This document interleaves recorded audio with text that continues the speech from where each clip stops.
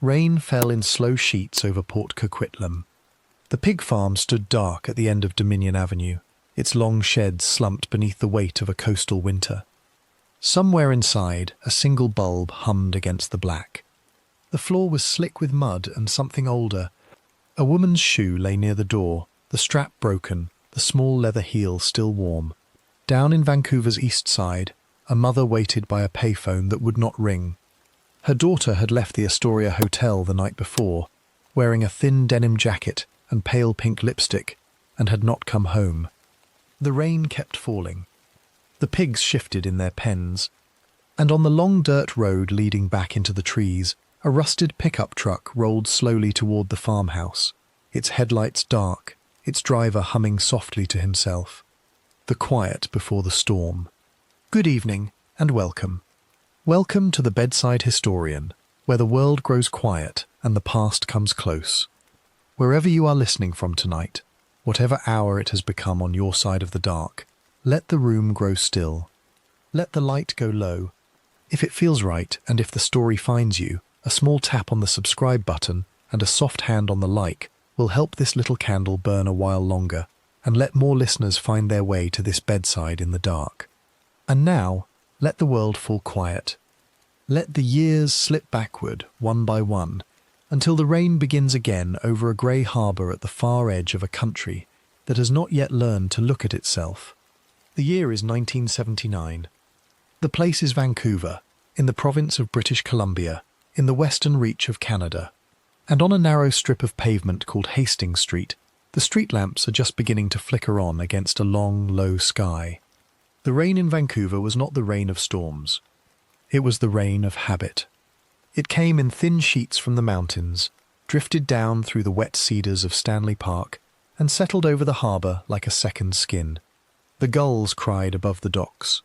The freighters groaned at anchor in Burrard Inlet. And in the low blocks between Main Street and Cambie, in the old brick heart of the city, the sidewalks stayed slick from dawn to dawn. This was the Downtown Eastside, 10 square blocks of forgotten ground, wedged between the shining new towers of the west and the quiet family streets of the east. The men who worked the mills came here. The men who lost their homes came here. The women who could go nowhere else came here. And the rain kept falling. At the corner of Main and Hastings stood the Carnegie Library, a stone building the colour of wet ash, its steps worn smooth by 100 years of boots. Old men sat on those steps in the drizzle, sharing a paper cup of coffee from the little diner across the street. A woman in a brown coat pushed a cart of tin cans past them.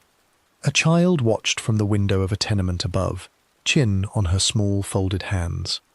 The bells of the old cathedral rang the hour, and somewhere a radio played a soft country song about a lost love and a long road home. This was the sound of the neighbourhood at dusk. Slow, low, patient. The sound of a place that had learned to wait for nothing. The buildings along Hastings Street were tall and narrow, 4 and 5 stories of red brick, their windows dim with dust. The Balmoral Hotel, the Roosevelt, the Astoria, the Empress. The names were old and grand, from a time when this had been the smart end of a young city, when men in stiff collars had come here to drink cold beer and speak of new railway lines and new mines up the Fraser Valley. But that time had gone. The stiff collars had moved west toward the glass towers rising over the water. The hotels had grown quiet. The bar rooms had grown dark.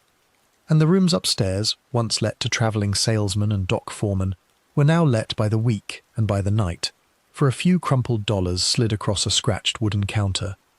The women who lived in those rooms had come from many roads. Some had come from the small towns of the interior, from Prince George and Kamloops, and the mill villages of Vancouver Island, sent to the city as girls in the hope of work in a shop or a laundry. Some had come from the reserves, from the Fraser Canyon, and from the north, from families broken by the residential schools that still stood open in that decade, taking the youngest away from mothers who could not stop them. Some had come from Alberta, riding the Greyhound bus east to west with a small suitcase and a folded $20 bill. Some had grown up 2 blocks over, in the little wooden houses of Strathcona, and had simply drifted down to Hastings when the boarding houses closed and the cheap rooms began. Their names were plain and warm: Sarah, Marnie, Diane, Helen, Wendy, Georgina, Mona.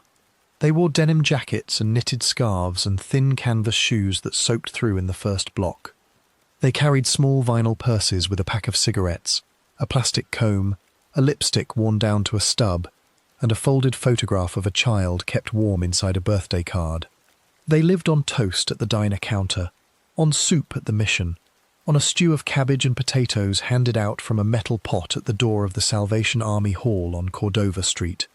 They spoke to each other in soft voices in the doorways at night, sharing a match, sharing a smoke, sharing the small tender news of the block. Someone had gotten a room. Someone had gotten a coat. Someone had not been seen since Sunday. The men of the neighbourhood were the same in their sadness. Loggers who had lost a hand in a mill. Fishermen who had lost a boat in a storm off the coast. Old soldiers from the Second War and younger ones from Korea, sitting with their empty sleeves and their long silences in the corner of the Ovaltine Café. Chinese elders in dark padded coats, walking the 4 blocks from Pender Street each evening to buy a small bag of rice and a bit of ginger from the corner grocer. Young men freshly off the trains from Ontario and Manitoba, dreaming of the sea, finding instead a small room above a pawn shop and a bar that opened at 10 in the morning. They passed the women on the street with a nod, or with nothing at all. Everyone here had lost something.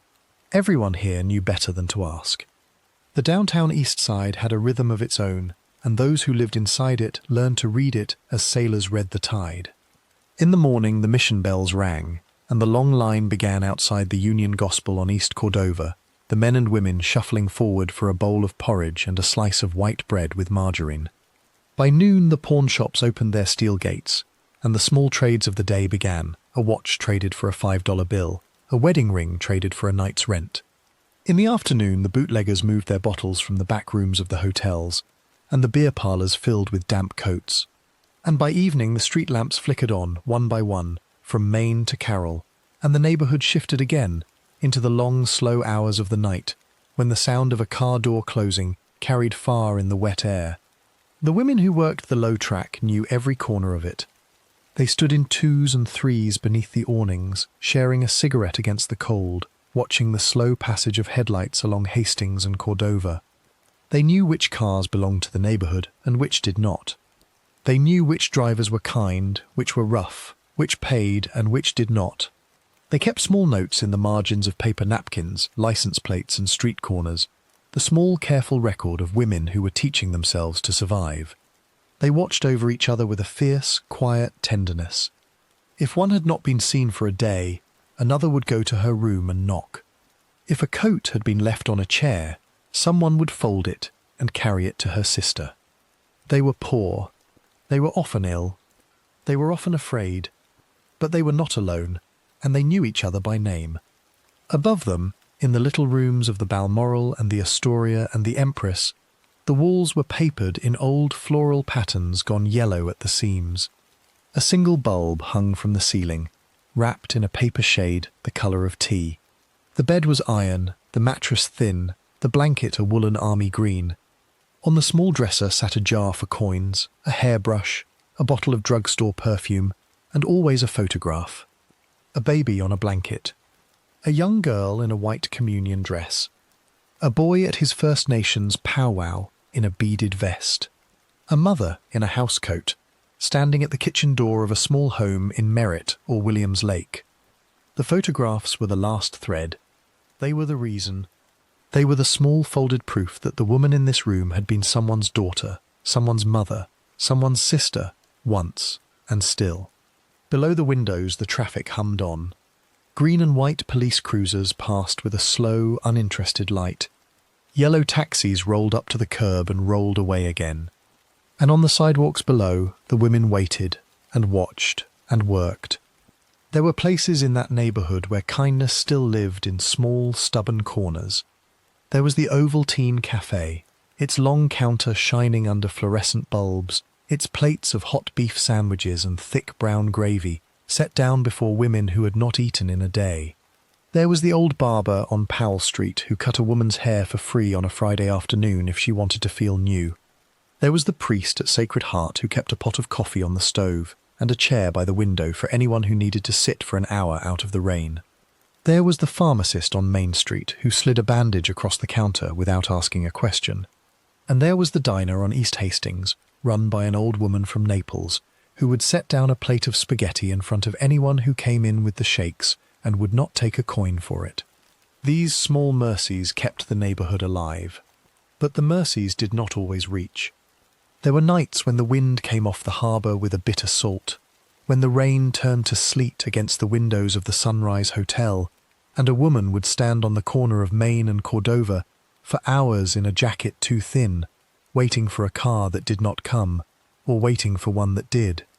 There were nights when a body was found in an alley behind a Chinatown grocer, and the police would come with their notebooks, and the neighbourhood would gather at the yellow tape, and the family, if there was one, would be told by telephone in a small town far away. There were nights when the neighbourhood counted its own by the light of the diner window, and the count came up short, and no one outside seemed to notice. For this was the quiet truth of the Downtown Eastside, in that long grey decade at the close of the 1970s. The women who lived here were disappearing. Not in numbers that made the front page of the Vancouver Sun, not in ways that caught the eye of the young reporters at the CBC studios on Georgia Street, but in ones and twos, quietly, month by month, a name gone from a boarding house register, a purse left on the counter of the Balmoral, a jacket folded on a chair, in a room where no one came to sleep. The neighbourhood spoke of them in low voices on the doorsteps. The sisters spoke of them at the kitchen tables of small houses in the valley. The mothers spoke of them at the payphones of gas stations along the Trans-Canada Highway. But the city, the wider city that shone across False Creek in its new glass and its new money, the city did not seem to hear. At the end of Hastings Street, past the last of the beer parlours, past the last of the mission halls, past the tin sheds of the fishing companies at the foot of Main Street, the pavement ran out at the water. Beyond that lay the harbour, and beyond the harbour the mountains, and beyond the mountains the long green farmland of the Fraser Valley, where the rain fell just the same. Out there, past the towns of Burnaby and New Westminster, past the small orchards and the dairy barns, lay a place called Port Coquitlam. And in Port Coquitlam, at the end of a country road called Dominion Avenue, stood a pig farm behind a chain-link fence, its sheds low and slumping, its yard rutted with the tracks of trucks. In that decade, the two brothers who worked the farm were still young men. The elder was tall and loud, with a laugh that carried across the fields.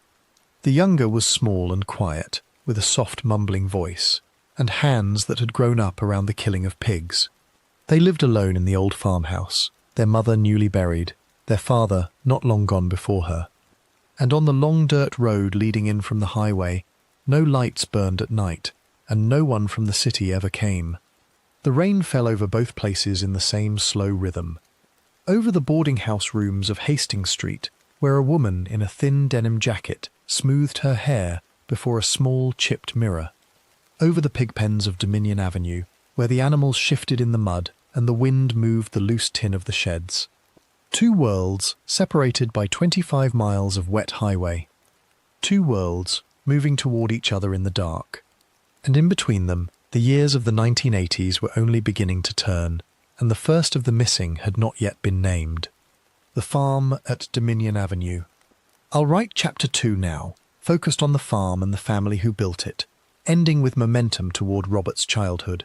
The road out to Port Coquitlam ran east from the city through the low green fields of the Fraser Valley.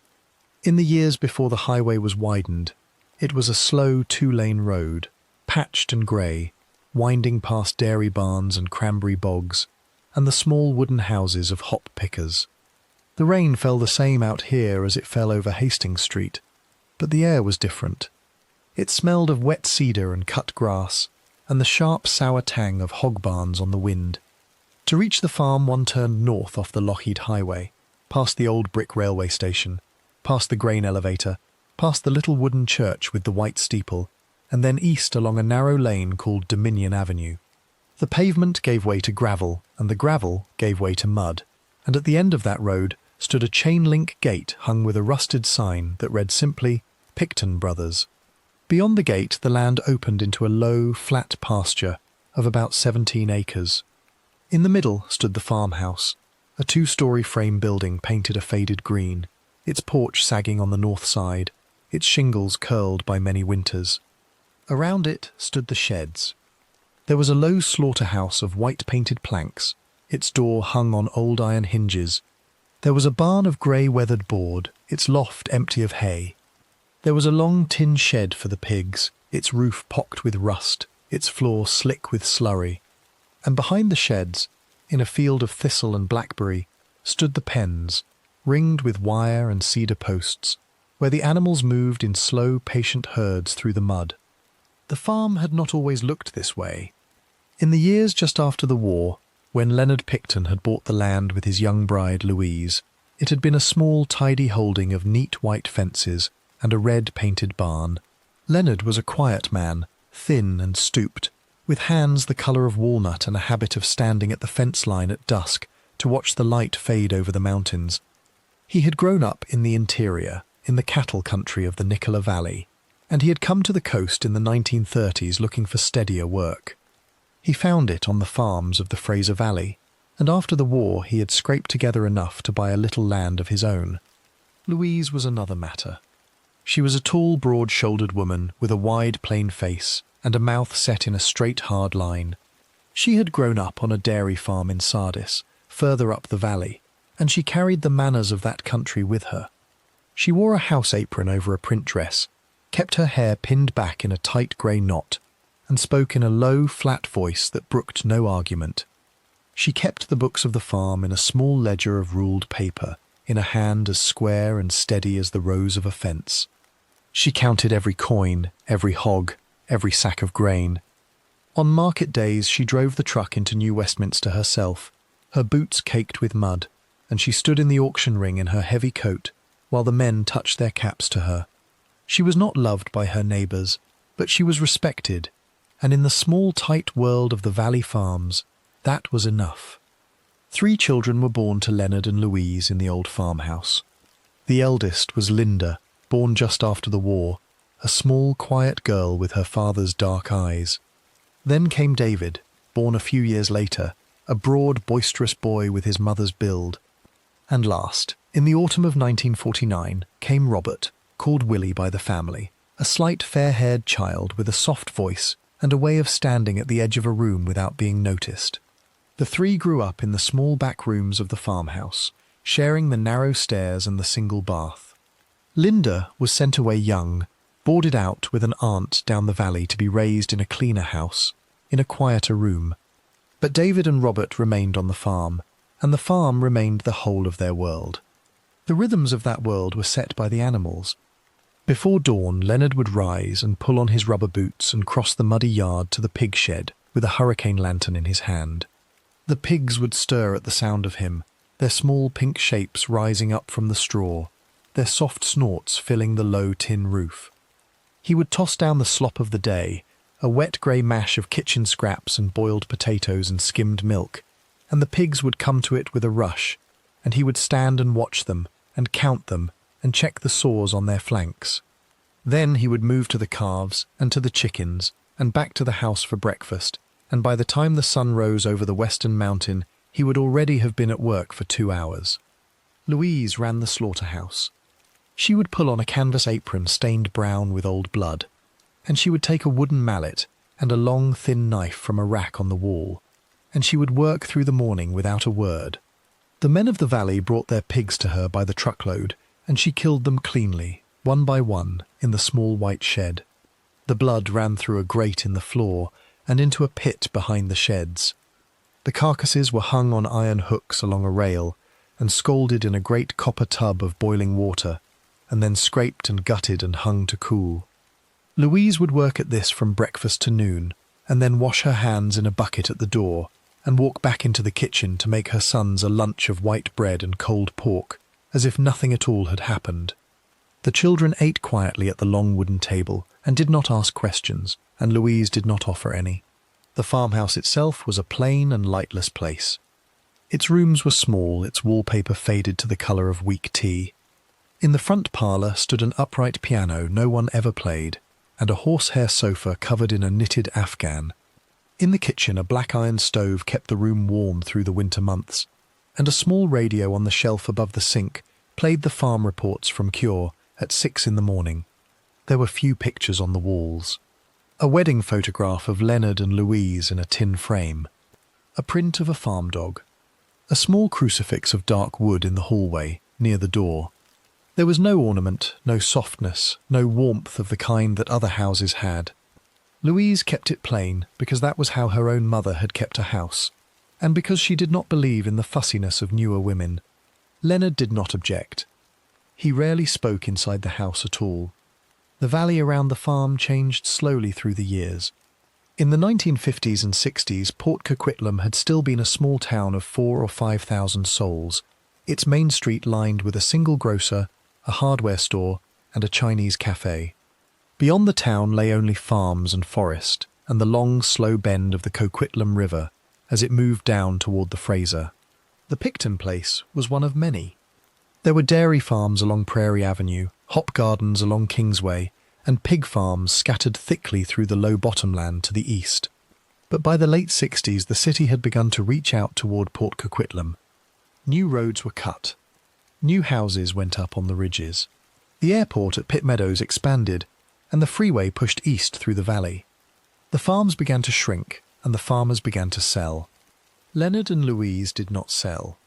They held to the land with a stubborn quiet, even as the small holdings around them were carved up into suburb streets with names like Woodhaven and Riverdale. Where a neighbour had once kept 40 hogs, now there was a cul-de-sac of white houses with green lawns.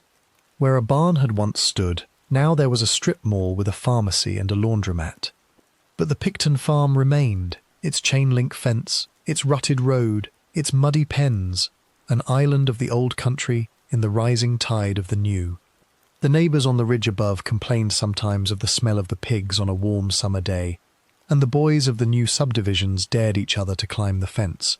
But no one at the town hall pressed the matter, and the farm kept on as it had always kept on.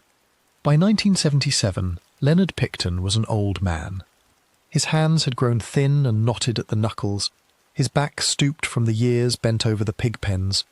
That spring he took ill with a heaviness in his chest, and Louise drove him in the truck to the Royal Columbian Hospital in New Westminster. He died there in a narrow bed by a window, on a grey afternoon with the rain falling against the glass, aged just past 60.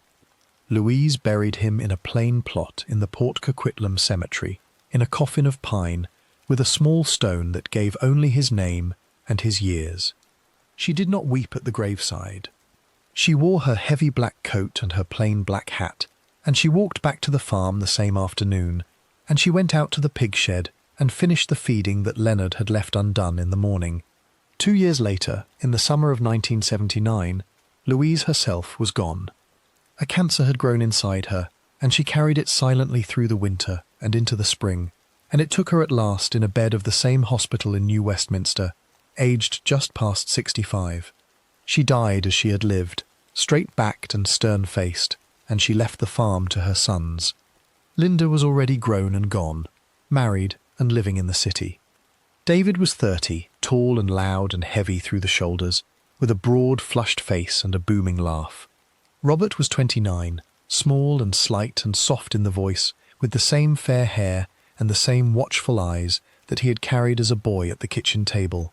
The two brothers stood together at their mother's graveside on a bright July morning, in their dark suits and their black neckties, and watched the coffin lower into the dry summer soil. Neighbours from the valley came in a small line to shake their hands. The pastor from the little wooden church gave a short prayer over the grave. And then the mourners drifted away to their cars, and the boys drove the old truck back to the farmhouse on Dominion Avenue, and the door closed behind them, and the farm was theirs. David was the elder, and by the old customs of the valley, he took charge of the running of things. He moved a mattress into the master bedroom, the one that had been Leonard and Louise's, and he hung a set of hunting rifles on the wall. He took the front seat of the kitchen table, where his father had sat, and he set his mug of coffee in the morning at the same place his father's mug had stood. Robert took the small back bedroom he had always slept in, and he kept to it, and he kept to his patterns. He rose before dawn and did the pig chores. He fed the animals and cleaned the pens and killed and butchered as his mother had taught him. He did not speak much at the table. He did not go out much in the evenings. He mumbled and shuffled and worked and slept and rose again in the dark. The farm around them began to slip. Where Louise had kept the yard swept and the ledger square, now the yard grew rutted and the ledger sat unopened on the parlour shelf. Where Leonard had mended the fence lines each spring, now the wire sagged and the posts leaned. Old machines were left where they had failed. A tractor with a burst tyre rusted by the barn. A pickup with a cracked windshield sat beside the slaughterhouse for a year, and then 2 years, and then more. David was loud and full of plans and had little patience for the small daily labour of keeping a farm neat. Robert had endless patience for the small labour, but he had no eye for the shape of the whole. Together they let the place drift into a slow disorder, and the neighbours on the ridge above watched and shook their heads and said nothing to the town. Down the road, at the corner of Dominion and Burns Road, the developers began to move in earnest. A great parcel of the old bottomland was rezoned for warehouses. Trucks came and went along the highway. The town councilman began to speak of clearing the last of the farms. But the Pickton brothers held on to their acres and their sheds and their pigs and their long muddy road that led back into the trees. And in that farmhouse of dim rooms and unwashed windows, a younger brother rose each morning in the small back bedroom and pulled on his boots and crossed the yard to the pig shed with a lantern in his hand, as his father had done and as his mother had done. He fed the animals in the dark. He counted them. He watched them. And in the quiet, in the long, slow hours before the light came up over the mountains, he grew into the man he would become, without any hand to steady him and without any voice to say his name. A boy, raised in blood. He had been born in the small back bedroom of the farmhouse on a wet October night in 1949. Louise had laboured alone through the long dark hours, with only a country midwife from down the road to sit beside her and hold the lantern. Leonard had waited in the kitchen with a cup of black coffee gone cold, listening to the rain hit the tin roof of the slaughterhouse across the yard. The child came near dawn, small and pale and quiet, and the midwife wrapped him in a folded blanket of grey wool and laid him at his mother's side. Louise looked at him only briefly, and then turned her face to the wall. The midwife carried the boy down to the kitchen and set him in his father's arms, and Leonard held him by the stove until the sun came up over the eastern fields. They named him Robert William, after Louise's father in the Nicola Valley, but from the first the family called him Willie, and Willie he remained through all the long years to come. He was a slight child. His hair came in a soft pale blonde, almost white in the summer light, and his eyes were a pale watery blue. He walked late and spoke later, and when he did speak, his voice was small and mumbled, as if the words had been pushed out from a distance. Louise had little patience for the softness of him. She had raised David to be loud and quick, and she had expected the second boy to be the same. Willie was not the same. He hung back at the doorways. He watched from the corners. He crept close to his father's leg when strangers came to the farm, and he would not lift his eyes to be spoken to. Louise called him slow and simple, and she said so at the kitchen table, and she said so at the market, and she said so at the little church in Port Coquitlam, in front of the pastor and the neighbours, without lowering her voice. The farm was the whole of his world. There was no other place for him. The little wooden schoolhouse he was sent to at the age of 6 stood 2 miles down the road, past the cranberry bog and the wooden bridge over the creek, and each morning Willie walked it alone with his tin pail of lunch. He wore hand-me-down trousers from David, cuffed twice at the ankle, and a wool sweater that smelled always of the pig sheds. The other children knew the smell. They knew it from 100 paces down the gravel road, and they moved away from him in the schoolyard, and they whispered behind their hands. The teacher, a kind young woman from New Westminster, tried at first to draw him out. She sat him at the front row. She gave him a small slate and a bit of chalk. But Willie stared at the slate and mouthed the letters without sound, and the teacher marked him for the special class down the hall, where the children with the slow tongues and the wandering eyes sat together under a window that let in the grey valley light. At home there was no rest from the smell or the labour. From the earliest years Willie was set to the small chores of the pig shed. At 4 he was carrying pails of skimmed milk from the kitchen to the pens, the buckets banging against his thin legs, the pale liquid slopping down his boots. At 6 he was scattering the grain by the handful into the low troughs, standing on a wooden crate to reach across the rail. At 8 he was cleaning the pens, shoveling the wet straw and dung into a metal barrow, and wheeling it out to the pit behind the barn. He worked in the morning before school and in the evening after, and on the weekends he worked from breakfast to supper. His mother watched from the kitchen window and made no comment, and his father watched from the fence line and gave a slow nod, and that was all the praise he ever came to know. He came to love the pigs. This was the strange truth of him, and it stayed with him through all his life. He knew each animal by the shape of its ears and the pattern of its blotches. He gave them small private names, muttered under his breath as he moved among them in the dark of the morning. There was Sally, a broad, slow sow with a torn ear from a fight in the pen. There was Pete, a young boar with a curl of white above his eye. There was old Maud, who had thrown him a litter of 9 one spring and had rested her huge head against his knee while she nursed them. Willie sat with them in the straw for hours when no one was looking. He scratched behind their ears with a thin stick. He hummed low, tuneless songs to them, songs with no words, only a soft rise and fall in his throat, the way another child might sing to a doll. And then, in the afternoon, his mother would come out to the slaughterhouse in her canvas apron, and she would call for Willie, and Willie would come. He would help her lead the animal in. He would help her hold it steady against the wooden post while she raised the mallet. He would hear the sharp, dull sound of it, and he would see the animal drop, and he would help her hoist it onto the hook and slit the throat over the drain. The blood would run out warm and dark and slow, and Louise would work at the belly with her long, thin knife, and Willie would carry the buckets of entrails to the pit at the back of the sheds. He did not weep at these times. He did not turn away. He had been shown from the first that this was the work of the farm, and the work of the farm was not to be questioned. He killed his first pig himself at the age of 12, with the same mallet and the same knife, and his mother watched from the doorway and gave a small nod and went back into the house. Something in the boy learned to hold 2 things at once. He learned to love the animal in the morning and to kill it in the afternoon. He learned to name it and then to unmake it. He learned to feel the warm weight of its head against his knee and to feel the warm weight of its blood on his boots. Between these 2 things he did not draw a line, because no one had ever drawn one for him. The pigs were the work. The pigs were the money. The pigs were the reason the farm stood, and the boy who fed them and killed them stood among them all day, and slept above them at night, and rose in the dark to feed them again. The house did not soften what the farm had shaped.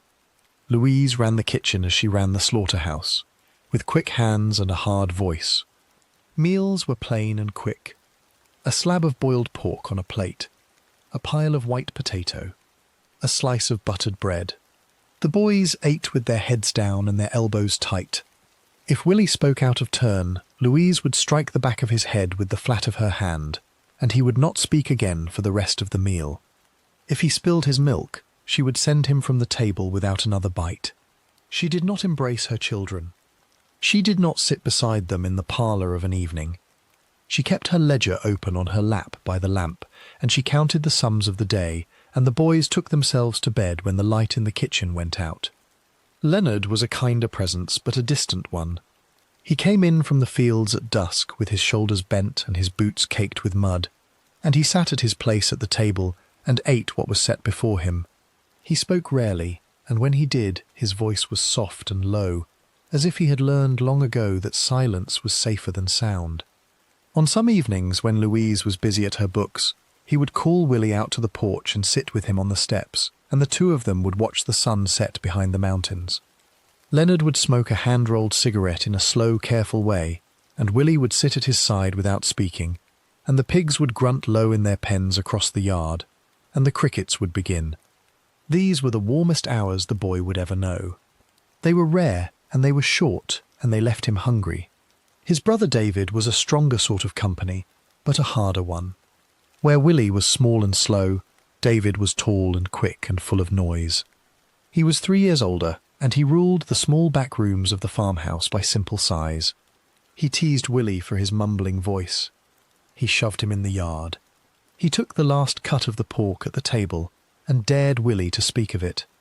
But he also stood by his brother in the schoolyard, and he threw a fist at any older boy who mocked Willie for the smell of the pigs.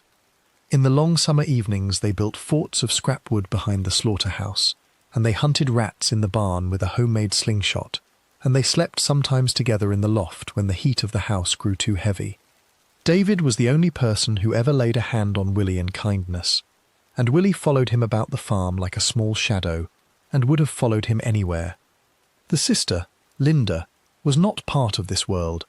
She had been sent down the valley to an aunt in Chilliwack when she was very young, and she had grown up in a clean, bright house with proper meals and a small piano and a schoolyard where the other girls did not turn away.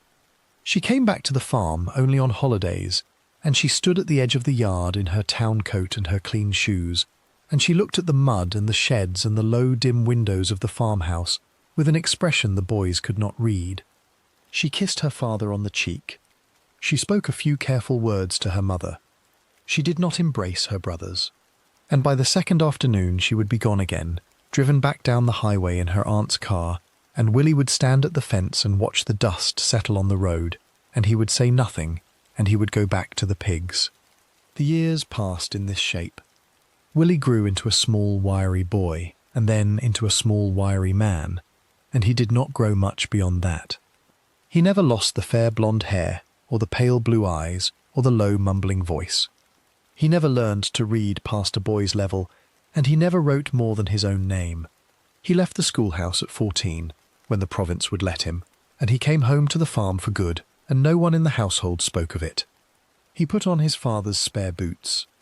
He took up his father's morning chores. He fed the pigs before dawn, and he killed them in the afternoons, and he ate his supper at the table with his head down, and the pattern of the days became the pattern of his life. Around him the valley kept changing. New houses climbed the ridges above the farm. New roads were cut through the low bottom land. The little schoolhouse he had walked to as a boy was pulled down and replaced with a brick building on a paved lot. The town of Port Coquitlam grew from 4,000 to 8,000 to 15,000 souls, and its main street filled with shops and traffic lights and a proper post office. Cars replaced the horses on the country roads. Televisions flickered blue in the front rooms of the neighbours. But at the end of Dominion Avenue, behind the chain-link gate, the Pickton farm kept its old shape. Willie did not read the newspaper. Willie did not watch the television. Willie kept the pigs, and the pigs kept him. The strangeness of him grew slowly, in the quiet way that a thing grows on a farm where no one is watching. The neighbours on the ridge above sometimes saw him wandering the pens at night with a lantern, muttering low to the animals in the dark. The farm hands who came to help at the killing season noted that he stood too long over a hog after it had died, running his fingers along the carcass with a soft, slow attention that made the older men look away. The town children who dared each other to climb the fence spoke of a small man in a stained coat who watched them from the doorway of the slaughterhouse without moving, and they ran back down the road with their hearts beating high. Louise, when she was still alive, saw these things and said nothing. Leonard, when he was still alive, saw them and said nothing. On a farm at the edge of a growing city, in a house where the windows were dim and the ledger came first, no one thought to name what was growing in the boy. And then, in the summer of 1979, Louise was gone too, and the house was silent, and the ledger sat closed on the shelf, and the two brothers were alone with the pigs and the sheds and the 17 acres of muddy pasture at the end of Dominion Avenue. Willie was 29 years old. He rose before dawn and pulled on his father's spare boots and crossed the yard to the pig shed with a lantern in his hand. He fed the animals in the dark. He counted them. He watched them, and in the long grey mornings of that summer, in the empty rooms of the farmhouse where no voice called him to breakfast, he began, without knowing it yet, to turn his slow, patient attention toward the wet road that led back into the city, and toward the small lit windows of the boarding houses on Hastings Street, where the women stood beneath the awnings in the rain. The missing begin. The winter of 1978 came on cold and slow along the coast. The rain turned to sleet in the last week of December, and the street lamps along Hastings Street burned all day behind a grey mist that never lifted. In the little rooms above the Balmoral Hotel and the Astoria and the Empress, the women pulled on their thin coats and stepped out into the wet air, and the neighbourhood went on with its quiet business. It was in that winter that the first name slipped from the boarding house register without a note beside it, and no one at the front desk thought to write down where she had gone. Her name was Wendy Louise Allen. She was 24 years old. She had come down from Prince George 3 summers before with a small vinyl suitcase and a photograph of her baby daughter tucked inside a birthday card. She rented a room at the Astoria for $20 a week, and she paid it each Friday from a small roll of folded bills that she kept in the pocket of her denim jacket. She worked the corner of Main and Hastings, and she took her supper at the Ovaltine Cafe, and she wrote a letter home to her mother every second Sunday in a small, careful hand on a sheet of blue-lined paper. In the first week of January in 1979, she did not come back for her rent. Her jacket was still folded on the chair. Her photograph of her daughter was still on the small pine dresser. Her mother in Prince George waited 3 weeks for the next letter, and when it did not come, she rode the Greyhound bus down through the snowbound passes of the interior and stood at the desk of the Astoria in her plain wool coat and asked the clerk where her Wendy had gone. The clerk shrugged. He was a thin, tired man in a grey cardigan, and he was paid in cash and had learned a long time ago not to ask questions. He told the mother that the rooms turned over often and that girls came and went, and that he could not keep the track of every one of them. The mother stood there in the small, dim lobby with the smell of old cigarettes and wet carpet, and she looked at the row of small mail slots behind the desk, and she saw her daughter's name written in blue ink on a slip of paper still pinned there, and she began to cry. The clerk turned away and busied himself with a ledger, and after a while the woman gathered herself and walked out into the street, and she rode the bus north through the mountains alone. She went to the police station on Main Street the same afternoon. The desk sergeant was a heavy man with a red, kind face, and he listened to her, and he wrote down her daughter's name on a small pink slip of paper. He asked how long the girl had been gone. He asked if there had been trouble at home. He asked if she used substances or kept company with men who paid her. And when the mother nodded to each of these, quietly, the sergeant set his pen down and folded his hands on the counter and told her the truth of it, in the plain voice of a man who had said the same words many times before. Girls in that part of the city moved often. They moved between rooms and between cities. They went home to the north without warning. They went across to Victoria on the ferry. They went to Calgary. Some of them, he said, simply chose a new life and did not wish to be found. He was sorry. He would file the report, but she must not expect too much. The mother rode the bus home to Prince George that night. She kept Wendy's photograph in her purse. She wrote to the Vancouver detachment every month for a year, and then every 3 months, and then, at last, only at Christmas. No answer ever came that told her anything she did not already know. Her Wendy did not come home. Her Wendy was not on the ferry to Victoria. Her Wendy was not in Calgary.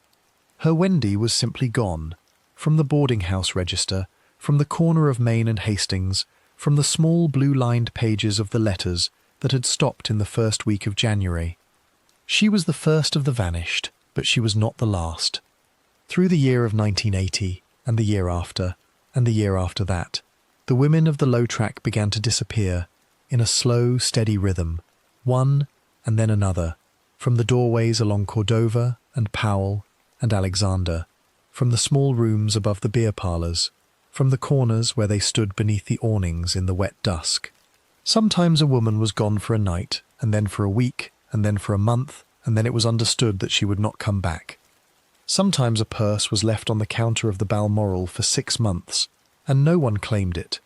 Sometimes a mother in a small town on the interior received a birthday card in the mail with no signature, and then, in the following year, nothing at all. Their names were plain and warm, and they read now like the pages of a small, quiet ledger. Rebecca Gounod, 23, gone from a room on East Hastings in June of 1983. Sherry Rail, gone in January of 1984. Elaine Auerbach, 33, gone in April of 1986. Cara Ellis, gone in the summer of 87.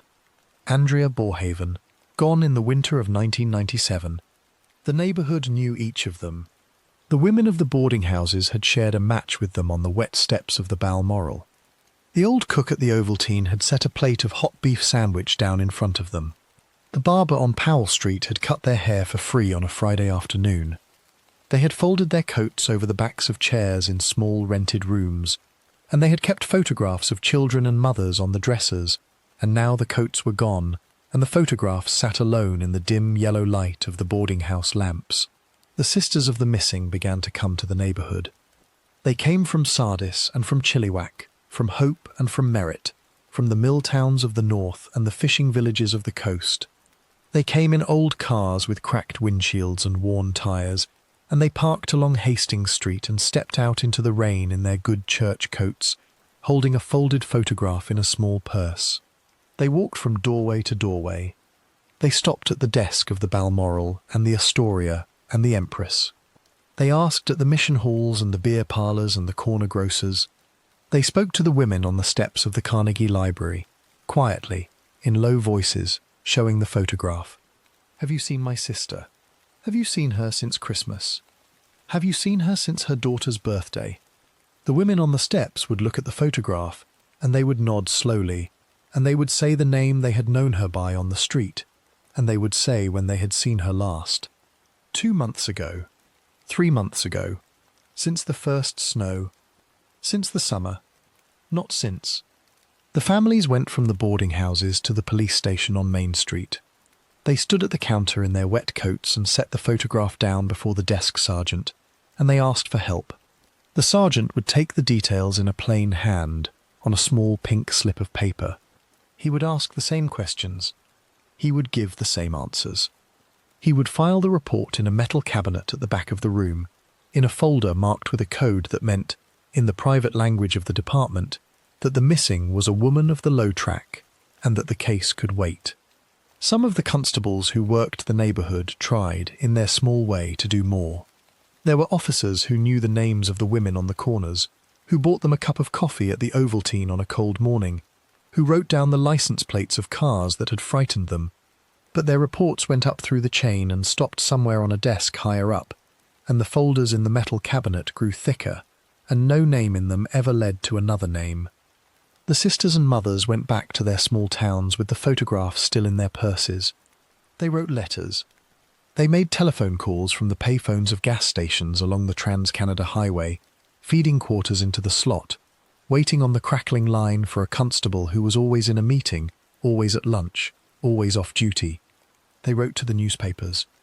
The letters were short and polite, and they were printed sometimes in a small column at the back of the paper, beneath the classified advertisements. They wrote to the members of the provincial legislature. The letters were answered by young secretaries in careful typed replies, promising that the matter would be looked into. They lit candles in small country churches. They kept a plate at the Sunday table. They watched the road at the end of the drive at dusk, hoping for the shape of a bus stopping and a familiar figure stepping down. The bus never stopped. The figure never came. In the neighbourhood itself, the women who remained began to feel the shape of the thing that was moving among them. They were not fools. They had lived on those streets since they were girls, and they read the tide of the neighbourhood as sailors read the tide of the sea. They knew when a shadow had passed over. They knew when one of their own had not been seen for a Tuesday and a Wednesday and a Thursday, and they knew when the small, careful record of the paper napkins began to fill with names crossed out and dates left blank. They took to walking in twos to the corner store. They took to writing down the licence plates of unfamiliar cars in a small spiral notebook kept behind the counter of the diner. They told each other, in low voices under the awning of the Balmoral, of the strange men who came into the neighbourhood in the late-night hours, of the pickup trucks with tinted glass, of the vans with no windows in the back. of the farmer from the valley who paid in loose bills and drove a rusted pickup and talked in a soft, mumbling voice about the pigs he kept on his place out past New Westminster. The name of that farmer began to move quietly through the neighbourhood in the middle years of the 80s. He came often, in a rusted pickup with mud caked to the wheel wells. He wore a checkered work shirt and a stained coat, and he paid in small bills from a folded roll. He drove women out of the city and back again, and sometimes the women came back and sometimes they did not, and the ones who came back spoke of a farm at the end of a long dirt road, of a barn with a strung line of lights, of a slaughterhouse with a hook and a drain, of a small back bedroom with a green metal bed and a single hanging bulb. The women who told these stories were listened to by the other women in the low voices of the doorways, and their words were folded into the small, careful record of the neighbourhood. But when a family from the interior stood at the counter of the police station on Main Street and asked if any pattern had been noticed, if any name had been named, if any farm had been spoken of, the desk sergeant would set his pen down and shake his head and say that these were only stories and that a case had to be built on more than the talk of the street. The rain kept falling. The names kept slipping from the boarding house registers. The little pink slips accumulated in the metal cabinet at the back of the police station. And out past New Westminster, past the wet green fields of the Fraser Valley, past the dairy barns and the cranberry bogs, and the little wooden church with the white steeple, at the end of a country road called Dominion Avenue, a small mumbling man rose before dawn in the back bedroom of a farmhouse painted a faded green. He pulled on his father's spare boots. He crossed the muddy yard with a lantern in his hand. He fed the pigs in the dark. He counted them. He watched them.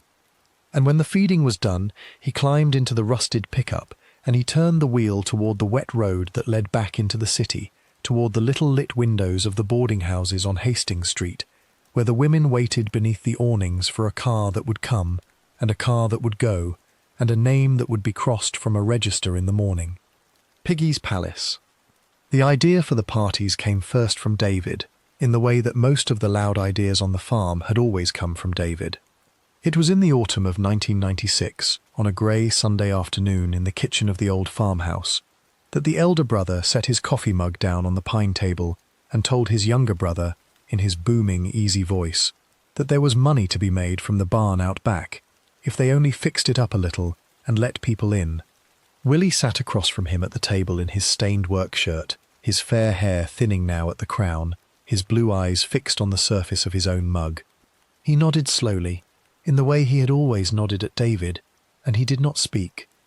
And so the thing was decided, in the plain way that things had always been decided in that house, without paper and without argument, and by the following spring the barn at the back of the farm had begun to change. They worked at it through the wet months of 1997. The old grey barn where their father had once kept the hay was gutted of its stalls and its lofts, and its floor was swept clean of the years of dust and chaff. David hired a young man from town to string a length of Christmas lights along the beams overhead, small coloured bulbs on a black wire, red and green and blue and yellow, and the lights were left up through every season, glowing softly against the dark wood in the long evenings. A plank bar was hammered together along one wall, its top sanded rough by hand, its front skirted with a length of red velvet curtain that David had bought at a rummage sale in New Westminster. A rough plywood stage was built at the far end, low and square, with a single microphone stand set upon it.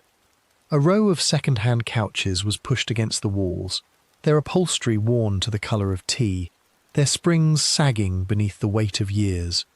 And above the door, in bright red letters cut from a sheet of plywood, David nailed a hand-painted sign that read, "Piggy's Palace Good Times Society."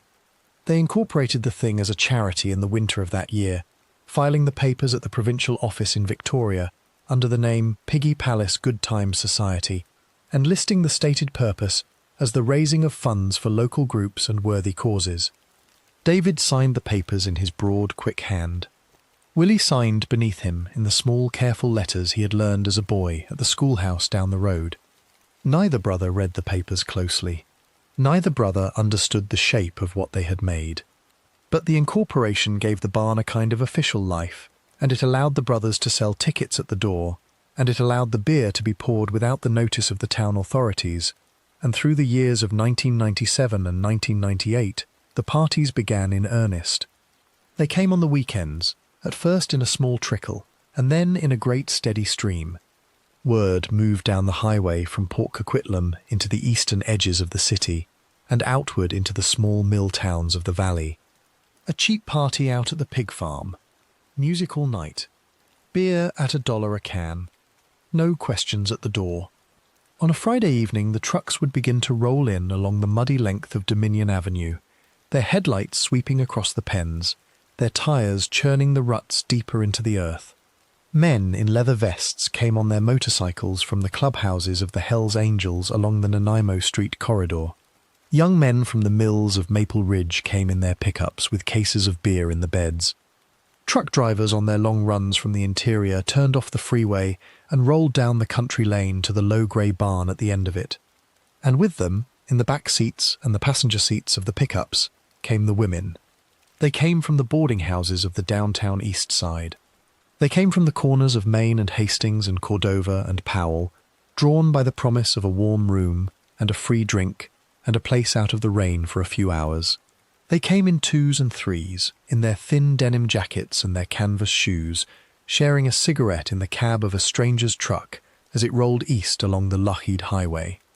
They came for the music and for the noise, and for the small, warm feeling of being invited somewhere, of being told to come in through the door of a barn hung with coloured lights, of being handed a plastic cup of beer by a broad-shouldered man who called them dear. The party gave them, for a night, the shape of an ordinary Friday, of the kind that other women lived every week without thinking. And this small, ordinary shape was worth the long ride out along the dark highway and back again. The barn on those nights was a strange and glittering place. The coloured lights burned overhead against the black beams. A jukebox in the corner played the country songs of the era, Merle Haggard and Willie Nelson, Patsy Cline and Loretta Lynn, and their old voices moved out across the plywood floor. The plank bar was crowded 3 deep with men, and the beer flowed from a keg into a stack of plastic cups, and the small cash box on the corner of the bar filled and emptied and filled again. Bikers stood in their black leather at the far end of the room, their arms crossed, their eyes moving over the crowd. Working men from the valley leaned against the walls with their thumbs hooked into their belts. Young women danced together on the plywood stage, their arms lifted, their hair loose, their laughter high above the noise of the bar. And through the middle of it all, moving between the tables and the couches and the doorways, went the 2 brothers who owned the place. David worked the room. He was in his element now, in his broad flushed way, his hair combed back from his forehead, his shirt open at the collar, a can of beer in one hand and a small roll of bills in the other. He clapped the shoulders of the men who came through the door. He called the women by name if he knew them, and by dear if he did not. He stood behind the bar sometimes and poured the drinks himself, and he stood at the door sometimes and took the $5 bills from the pockets of the guests, and he moved through the barn like a man at the wedding of his own daughter, loud and generous and easy, and no one who came to Piggy's palace ever forgot the sound of David Pickton's laugh. Willie did not laugh. Willie stood at the edge of things. He wore his stained work shirt buttoned to the collar, and his fair hair combed flat against his scalp, and he moved about the barn in the same small mumbling way that he moved about the pig sheds. He was not the host of the party. He was not the man behind the bar. He was the small, quiet brother who lingered at the doorway of the slaughterhouse across the yard, or at the edge of the stage where the women danced, or beside the couch where a woman had sat down alone to rest her feet. He fetched drinks when they were called for. He carried in fresh cases of beer from the truck. He stood in the dim corner beyond the reach of the coloured lights, and he watched. His pale blue eyes moved slowly over the crowd, and they lingered longest on the women from the Downtown Eastside, on the thin denim jackets and the small vinyl purses, on the pale faces beneath the smudged lipstick, on the hands that held a plastic cup and shook a little in the noise of the room. He did not speak to them at first. He only watched. The neighbours on the ridge above the farm heard the parties from their bedroom windows. The bass of the jukebox carried up through the wet cedars, and the sound of laughter and shouting came in waves on the night wind, and the headlights of the pickups on Dominion Avenue swept across their ceilings at 3 and 4 in the morning. They complained sometimes to the town hall in Port Coquitlam. The town clerk took down the complaints in a neat hand and passed them up to the bylaw officer, and the bylaw officer drove out to the farm on a weekday afternoon in his small white truck and knocked at the door of the farmhouse. David would answer in his broad, flushed way, in a clean shirt for the occasion, and he would nod and smile and promise to keep the noise down, and the bylaw officer would drive back to town with a note in his book, and the next Friday the trucks would roll in again along the muddy road, and the coloured lights would burn again in the beams of the barn. The Vancouver police heard of the place too, in the way that police always hear of such places. The bikers came from the clubhouses that were known to the drug squad. The women came from the corners that were known to the vice squad.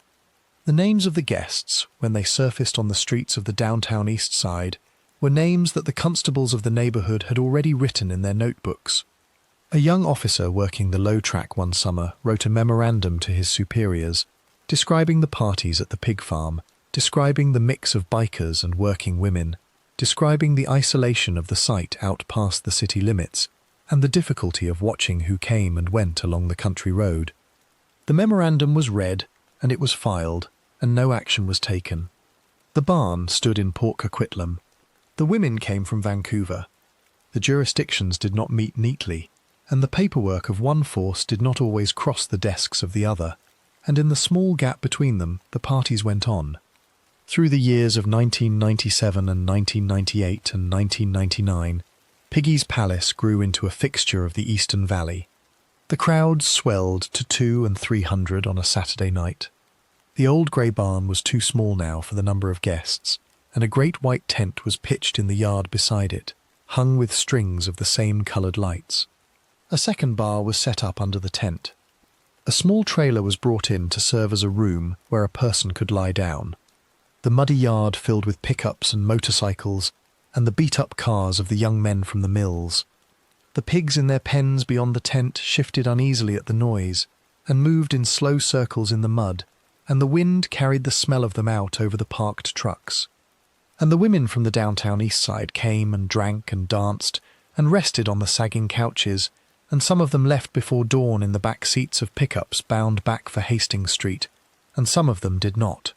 The women who did not leave were not remarked upon at first. The parties were large and loose. People came and went at all hours.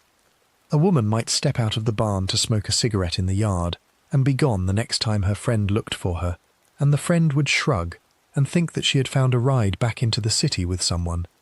A woman might lie down on a couch in the corner and be gone by morning, and the friend who had come out with her would ask at the bar, and no one would remember, and the friend would ride back into the city alone in the passenger seat of a stranger's truck. The parties were the kind of thing where a person could slip out of view for an hour or a night without anyone thinking of it. This was the shape of them. This was, for the small quiet brother who watched from the edge of the room, the great and terrible use of them. There came a Saturday in the summer of 1999 when the town of Port Coquitlam had finally had enough. The parties had grown too loud, the crowds too large, the reports of fights and injuries too many. A young woman had been seen leaving the party bleeding from a cut above the eye. A man had been beaten in the muddy yard beside the tent and had been dragged unconscious into the back of a pickup by his friends. The neighbours on the ridge above the farm had petitioned the town council in a signed letter of 24 names. The council voted, in a short quiet meeting on a Tuesday evening, to seek an injunction against the Pickton brothers to shut the parties down. The papers were served on a wet afternoon in the autumn of that year, and David read them in the kitchen of the farmhouse in his broad, flushed way, and he cursed the town council, and he cursed the neighbours on the ridge, and he tore up the papers and threw them in the wood stove. But the injunction stood, and the great white tent was taken down, and the barn doors were closed, and the trucks stopped rolling along Dominion Avenue on the Friday and Saturday nights. The end of the parties should have been the end of the traffic to the farm. It was not. The barn stood empty now, its coloured lights unlit above the black beams, its plank bar bare, its plywood stage silent. But the pickup with the mud caked to the wheel wells, still rolled out along the wet road toward the city in the late night hours. The small mumbling man in the stained work shirt still crossed the muddy yard with a lantern in his hand. The women in the thin denim jackets still waited beneath the awnings of the Balmoral and the Astoria and the Empress, and a rusted truck still pulled up sometimes at the corner of Main and Hastings, and a soft voice still spoke through the open passenger window, and a folded roll of bills still passed between the small pale hands of the driver and the small cold hands of the woman who climbed inside. The parties were done. The visits were not. And the neighbourhood of the low track began, in the last months of that century, to whisper more loudly of the farm at the end of Dominion Avenue and of the women who had gone out along the wet highway and had not come back. The warnings ignored. There had been warnings from the very beginning, small and clear, and there had been hands raised in the dark to point at the farm at the end of Dominion Avenue. The warnings came in a slow, steady rhythm through the last years of the century, from women who had ridden out along the wet highway and lived to tell of it, from men who had worked in the sheds and seen what should not have been there, from officers who kept the corners of the low track and knew the names of the missing by heart.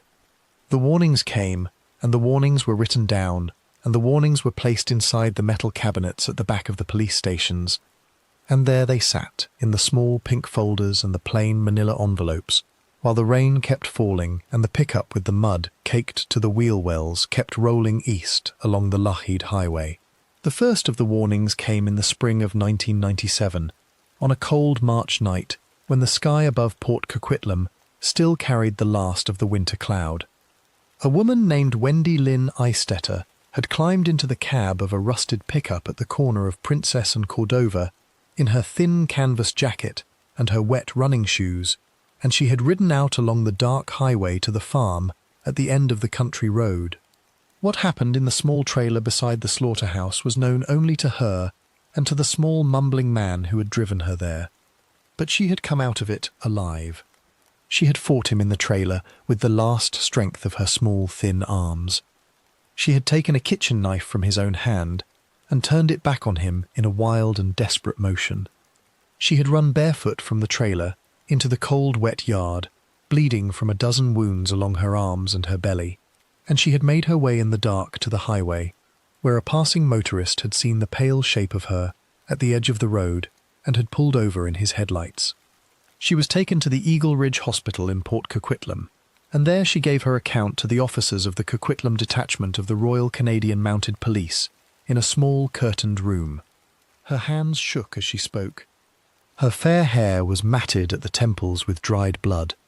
She told them the name of the man who had done it, and she told them the road that led to his farm, and she told them of the pigs in the pens and the sheds in the yard, and she signed her statement at the bottom of the page in a hand that was hardly her own.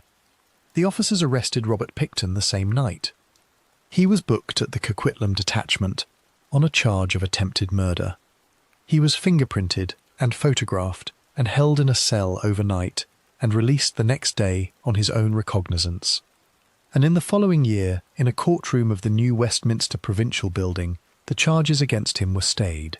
The Crown Counsel who reviewed the file had looked at the small trembling handwriting of the woman's statement and had looked at the record of her life on the low track and had weighed the case against the practice of the courts in that decade and had set the file aside. A woman who worked the streets, they said in the private language of the profession, was not a witness a jury would trust. A woman with the shakes and the bad addresses was not a case that would be won. The knife itself had been left on the floor of the trailer, and it carried the blood of both of them, and the story of it would come out in cross-examination in ways that could not be controlled. And so the charges were stayed, and the file was closed, and Robert Pickton walked back out into the wet parking lot of the courthouse in New Westminster, and climbed into the cab of his rusted pickup, and drove home along the Lougheed Highway to the farm at the end of Dominion Avenue. And Wendy Lynn Eistetter, the woman who had told the truth and had signed her name to it in a small curtained room of the Eagle Ridge Hospital, walked back to her boarding house on Cordova Street, with the scars still fresh along her arms, and she was not spoken to by any officer again for many long years. The second of the warnings came a little more than a year later, in the summer of 1998, from a man named Bill Hiscox. He was a thin, sandy-haired labourer who had worked odd jobs for the Pickton brothers at their salvage yard along the Kingsway, hauling scrap metal and moving pallets in the back lot. He was a quiet, steady man who had come to the neighbourhood by way of the small towns of the interior, and he had a cousin who used the corners of the low track, and it was through this cousin that he began to hear the whispers of the farm. He heard them in the spring of that year, and he heard them again through the summer, and by the autumn he had heard enough. He walked into the Vancouver Police Department at Main and Cordova one grey afternoon in the last week of August, and he sat down across from a detective at a scratched wooden desk, and he told what he had heard. He told the detective that the brothers threw parties out at the farm in Port Coquitlam. He told him that women from the Downtown Eastside were driven out to the farm and did not always come back. He told him of purses and jackets he had seen in the trailer beside the slaughterhouse, small vinyl purses of the kind the women carried on Hastings Street, and he told him of a small locked freezer in the corner of the barn that no one on the farm was allowed to open. He told him of a wristwatch and a small gold chain and a pair of women's shoes he had found in the cab of Robert Pickton's pickup. He gave the detective the address of the farm. He gave him the name of the man. He gave him the make and colour of the truck. He signed his statement at the bottom of the page, and he walked out of the police station into the wet afternoon, and he went back to his cousin's small room above the beer parlour on Powell Street, and he waited for the news that the farm had been searched. The news did not come. A note was made in the file. A car was driven out to Dominion Avenue by a constable of the Coquitlam detachment on a bright September morning, and the constable spoke to Robert Pickton at the gate of the farm, and Robert Pickton smiled his small, crooked smile and mumbled a few soft words and denied all knowledge of any missing woman, and the constable drove back to town and wrote a short report and filed it in the metal cabinet at the back of the office. No warrant was sought. No search of the trailer was made. The small locked freezer in the corner of the barn was not opened, and Bill Hiscox, sitting on the sagging bed in the small room above the beer parlour on Powell Street, opened his newspaper each morning through that autumn and found no story there, and he began to understand that the truth he had carried into the police station on Main and Cordova had gone into the same quiet folders as all the other truths of the neighbourhood. The third of the warnings came from within the police force itself. In that same summer of 1998, in a small carpeted office of the Vancouver Police Headquarters on Main Street, a detective inspector named Kim Rossmo sat at his desk with a stack of files before him. He was a soft-spoken man with a scholar's mind, the first geographic profiler in the country, a man who had studied the patterns of predators the way a farmer studies the patterns of weather. He had gone through the files of the missing women of the Downtown Eastside, one by one, in the small, careful way of his profession, and he had marked their addresses on a map of the city with small coloured pins. He had counted them by month and by year. He had noted the ages, the neighbourhoods, the last places seen, and he had come to a conclusion that he wrote out in a careful memorandum to the senior officers of the department in the plain professional language of his craft. A predator was moving among the women of the low track. The disappearances were not random. The pattern was consistent. A serial killer was at work in Vancouver, and the department should announce it and warn the neighbourhood and open a task force to find the man. The memorandum was read, and the memorandum was set aside. The senior officers of the department did not wish to announce the presence of a serial killer in the city. They did not wish to alarm the public. They did not wish to concede that the women who had disappeared from the corners of Main and Hastings and Cordova and Powell had been taken by any single hand. They preferred the older explanation, that the women had drifted away to other cities, that they had chosen new lives, that they had gone home to the small towns of the interior and had simply not written. Kim Rossmo argued his case, and he argued it again, and in the end he was set aside with his memorandum, and within 2 years he had left the department altogether and moved south to teach at a university in the United States. The map with the small coloured pins was rolled up and put away, and the files of the missing women stayed in the metal cabinets, and the pattern that he had drawn on the paper stayed drawn only in his own careful mind. The fourth of the warnings came from the families. Through the whole of that summer and autumn of 1998, a man named Wayne Leng, whose friend Sarah DeVries had vanished from the corner of Princess and Hastings that April, drove down from his job at the auto body shop in Richmond each evening, and walked the streets of the Downtown Eastside with a small stack of photocopied posters under his arm. He tacked them to the telephone poles along Hastings and Cordova. He handed them to the women on the steps of the Carnegie Library. He set up a small answering machine in his kitchen with a telephone number printed at the bottom of the posters, and he asked anyone who had seen his friend, or any of the other missing, to call him. The calls came. They came in the middle of the night, in the voices of frightened women speaking quickly from the payphones of the beer parlours. They spoke of a pig farmer from Port Coquitlam. They spoke of a rusted pickup. They spoke of a barn with a hook and a drain. Wayne Leng wrote down the details in a small spiral notebook. He passed them to the police.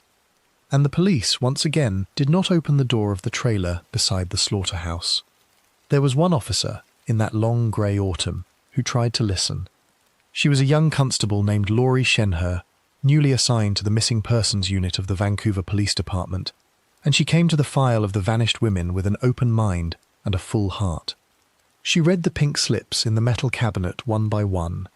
She spoke to the mothers on the telephone. She spoke to Wayne Leng in the small, crowded office at Main and Cordova.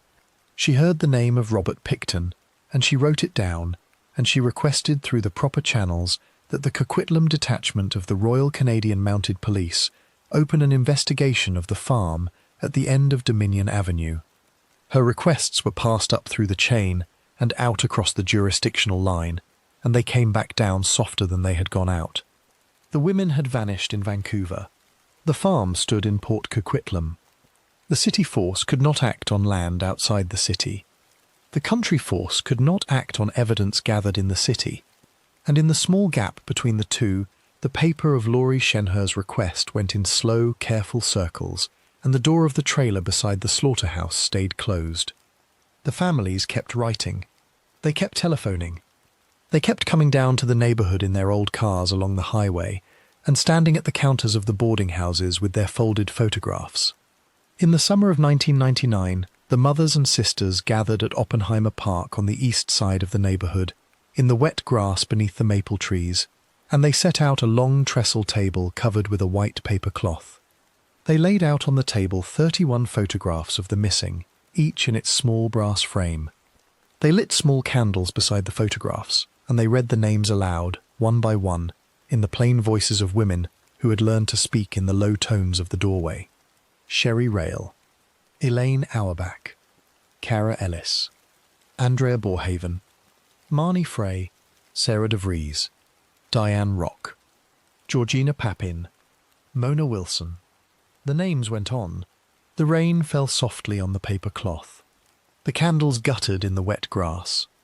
And the neighbourhood stood around the table in a wide, silent ring, and the small, quiet officers of the neighbourhood stood at the edge of the ring with their hats in their hands, and the photographs looked out from their brass frames into the grey Vancouver afternoon. Somewhere out past New Westminster, past the wet green fields of the Fraser Valley, past the dairy barns and the cranberry bogs, at the end of a country road called Dominion Avenue, a small mumbling man stood at the fence of the pig pen with a lantern in his hand and watched the animals move in slow, patient circles through the mud. The lantern light fell soft against his stained work shirt. The wind moved the loose tin of the shed above him. The pigs shifted, and the crickets began, and the last light of the day drained out of the sky behind the western mountain. The warnings had come. The warnings had been written down. The warnings had been placed inside the metal cabinets at the back of the police stations, and the small back bedroom of the farmhouse, and the trailer beside the slaughterhouse, and the low tin shed with its hook and its drain, and the field of thistle and blackberry behind the pens, waited in the wet dark for what only the coming winters would at last uncover. The search begins. The winter of 2002 came slow and grey to the Fraser Valley.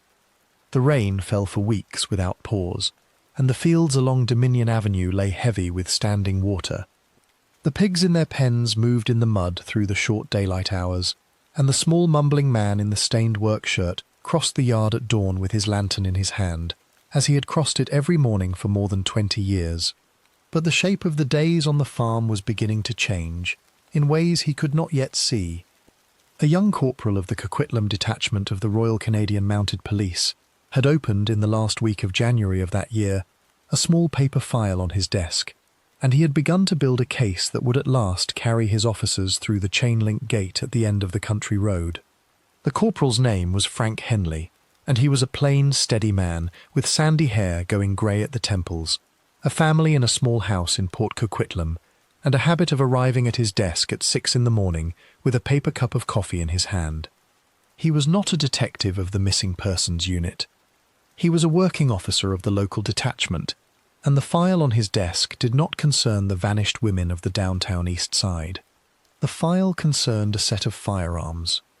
In the middle days of that January, a former hand at the Pickton farm had walked into the front lobby of the Coquitlam detachment in his wet work coat and had told the constable at the counter that Robert and David Pickton kept illegal weapons in the outbuildings of their property. He had listed the guns in the plain, steady voice of a man who had counted them himself. A restricted handgun, a pistol with the barrel altered, a firearm silencer wrapped in a length of oiled cloth. The constable had written the details on a plain manila sheet, and the sheet had gone across the desk of Corporal Henley in the following morning. He had read the report in the pale light of his desk lamp, and he had reached for the master file of the Pickton brothers, and he had found in it the older warnings that had gathered there through the years. The name Wendy Lynn Eistetter, the report of Bill Hiscox from the summer of 1998, the requests from Constable Laurie Shenher in the Vancouver Missing Persons Unit, the rolled-up map of Kim Rossmo, or at least the memoranda that had followed from it. The file was thicker than the corporal had known, and the pattern within it, when he set the pages side by side on his desk, drew itself as clearly to his eyes as it had once drawn itself on the map of the geographic profiler. He read the file through, and he set his coffee cup down, and he wrote out a request for a search warrant of the farm at the end of Dominion Avenue on the grounds of illegal firearms, in the plain, steady hand of a plain, steady man.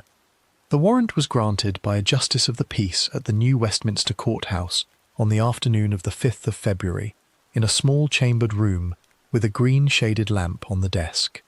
The papers were signed and stamped, and Corporal Henley folded them into the inside pocket of his coat, and he drove back through the wet dusk to the detachment in Port Coquitlam.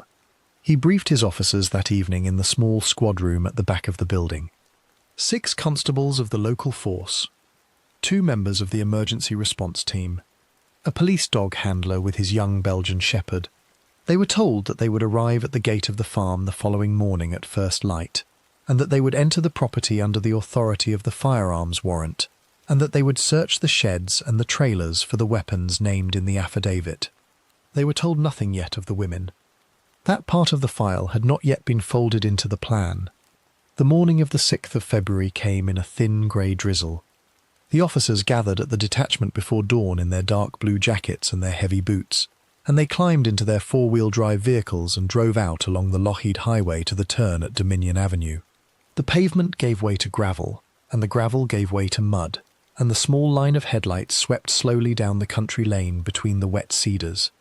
At the chain-link gate at the end of the road they stopped, and Corporal Henley stepped down from his vehicle with the folded warrant in his hand, and he unlatched the wire loop that held the gate closed, and he pushed it open into the yard. The farm lay quiet in the pale first light. The pigs shifted in their pens beyond the sheds. A thin curl of wood smoke rose from the metal chimney of the farmhouse. A rusted pickup with mud caked to the wheel wells stood beside the slaughterhouse door. The corporal walked across the yard with his officers behind him, and he climbed the sagging porch of the green-painted farmhouse, and he knocked on the wooden door in 3 plain strokes. The door was opened, after a long pause, by Robert Pickton. He stood in the doorway in his stained work shirt, his fair hair thinning now above the pale blue eyes, his soft mumbling voice rising in a small confused greeting. Corporal Henley held out the warrant and read it aloud in the plain, steady voice of his office, and Robert Pickton looked at the paper without reading it and stepped back into the front room of the farmhouse, and the officers came in through the door behind him. They searched the house first. In the small back bedroom that had been his since boyhood, they found the green metal bed frame and the single hanging bulb and the small pine dresser with the drawer half open. They found a woman's inhaler on the top of the dresser still labelled with the pharmacy sticker of a Vancouver drugstore, in the name of a woman not of the household. They found, folded in a small paper bag beneath the bed, a syringe still bearing the identification band of a Downtown Eastside outreach van.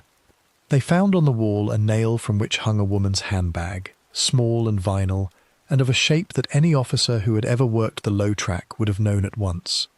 They stood in the small, dim room and they looked at these things, and Corporal Henley walked back into the kitchen, and he asked Robert Pickton whose belongings these were. Robert Pickton mumbled that they were not his, that he did not know, that people came and went at the farm sometimes, and he stood in the middle of the kitchen with his hands loose at his sides, and he did not lift his eyes. The officers moved out into the yard. They opened the door of the low white slaughterhouse, and they stepped inside. The room smelled of old blood and cold iron. The single bulb hung from the ceiling on a length of black cord. The iron hook still stood on its rail. The drain in the floor was clogged with a dark matted substance, and the walls were streaked with brown at the height of a man's chest, and the wooden mallet that had been Louise Pickton's still hung on its peg beside the door. Corporal Henley stood in the doorway for a long moment, and he called quietly for one of his officers, and the two of them stood together in the small white room and looked at what was there. And then they stepped out into the wet yard, and they walked to the trailer beside the sheds, and they opened its door. The trailer was a battered single wide of the kind common to the country roads of the valley. Its walls were of pale panelling. Its floor was covered in a worn brown carpet. Its ceiling was low and stained yellow with old cigarette smoke. A small, unmade bed stood along one wall. A television sat on a milk crate at the foot of the bed. A woman's coat hung on a hook by the door. Beside the coat, on the same hook, hung a second coat, and beside that a third, and beneath them on the floor stood a small pile of women's shoes in different sizes and different colours, none of them belonging to any woman known to live on the farm.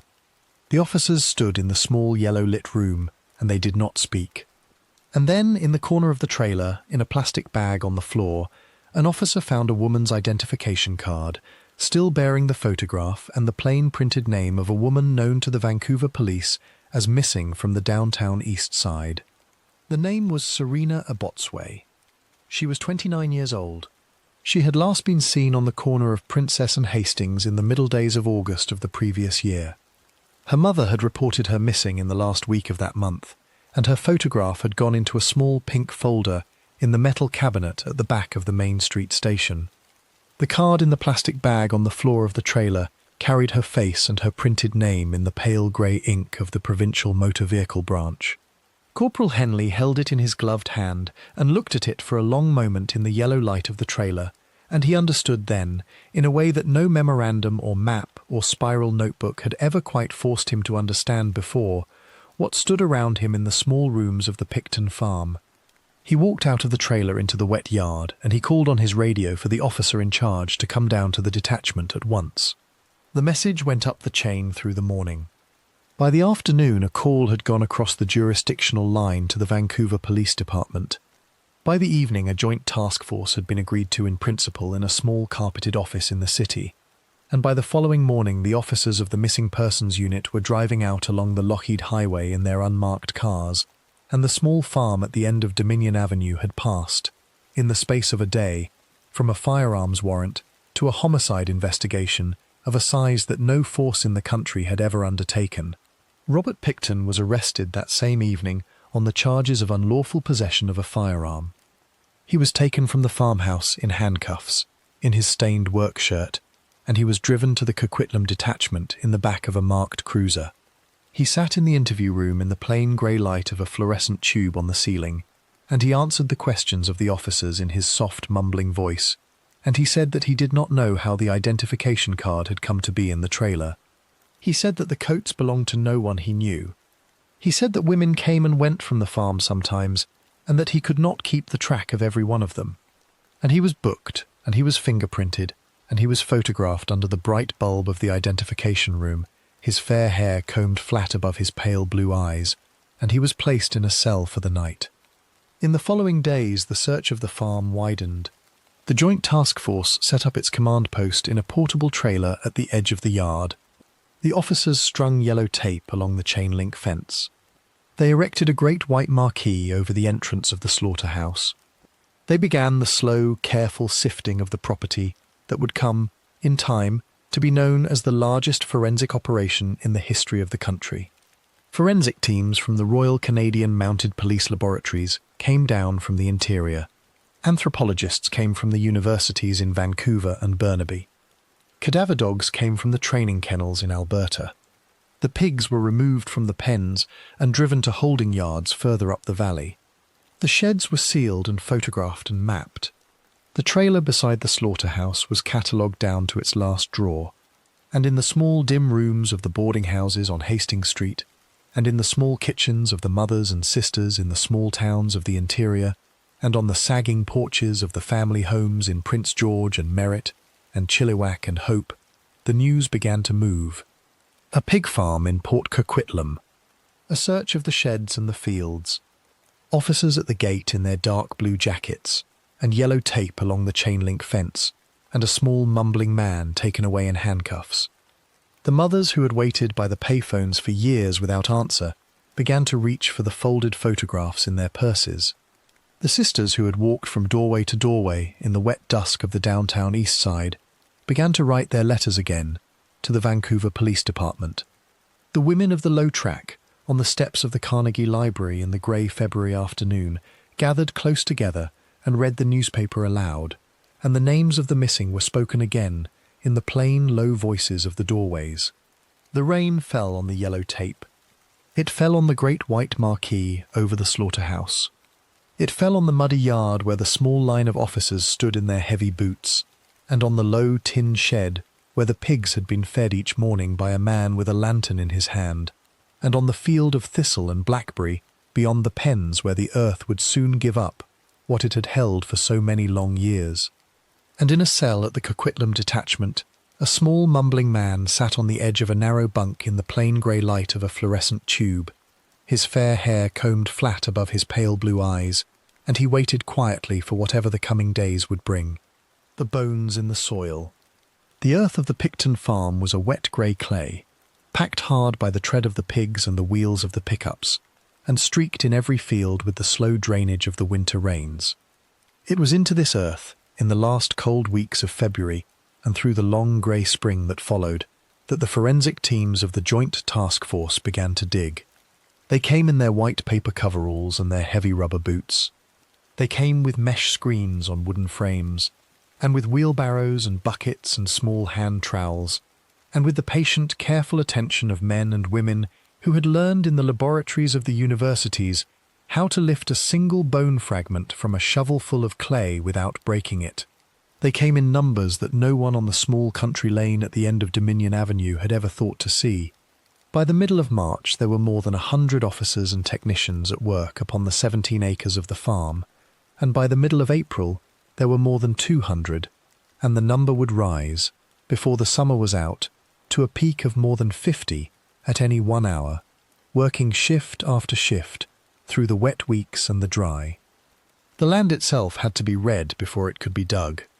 The teams began with the buildings that stood upon it, the small green farmhouse, the low white slaughterhouse, the trailer beside the sheds, the great grey barn that had once been Piggy's palace. They photographed every wall and every floor. They numbered every drawer. They cut squares of carpet from the trailer and squares of plywood from the floor of the barn, and they carried them in labelled bags to the temporary laboratory that had been set up in the great white marquee at the edge of the yard. Then, when the buildings had been read, they turned to the ground itself. The muddy yard between the sheds, the path from the slaughterhouse to the pit at the back of the barn, the field of thistle and blackberry beyond the pens, the narrow strip of soil beside the chain-link fence, where the pigs had rooted in warm afternoons for a decade or more. All of it, in the plain, steady voice of the operations plan, was to be sifted through the mesh screens, one shovelful at a time, until the last acre of the farm had passed through the small square holes of the wire. They began with the trailer beside the slaughterhouse, because it was the smallest space and the most contained, and because the officers who had first stepped inside it in February had known at once that whatever the farm was going to give up, it would give up first there. The floor of the trailer was cut in sections and lifted out. The walls of pale panelling were pried away from their studs. The mattress on the small unmade bed was removed and cut into strips, and passed through the sieves at the laboratory tent. The rug beneath the bed was rolled and bagged.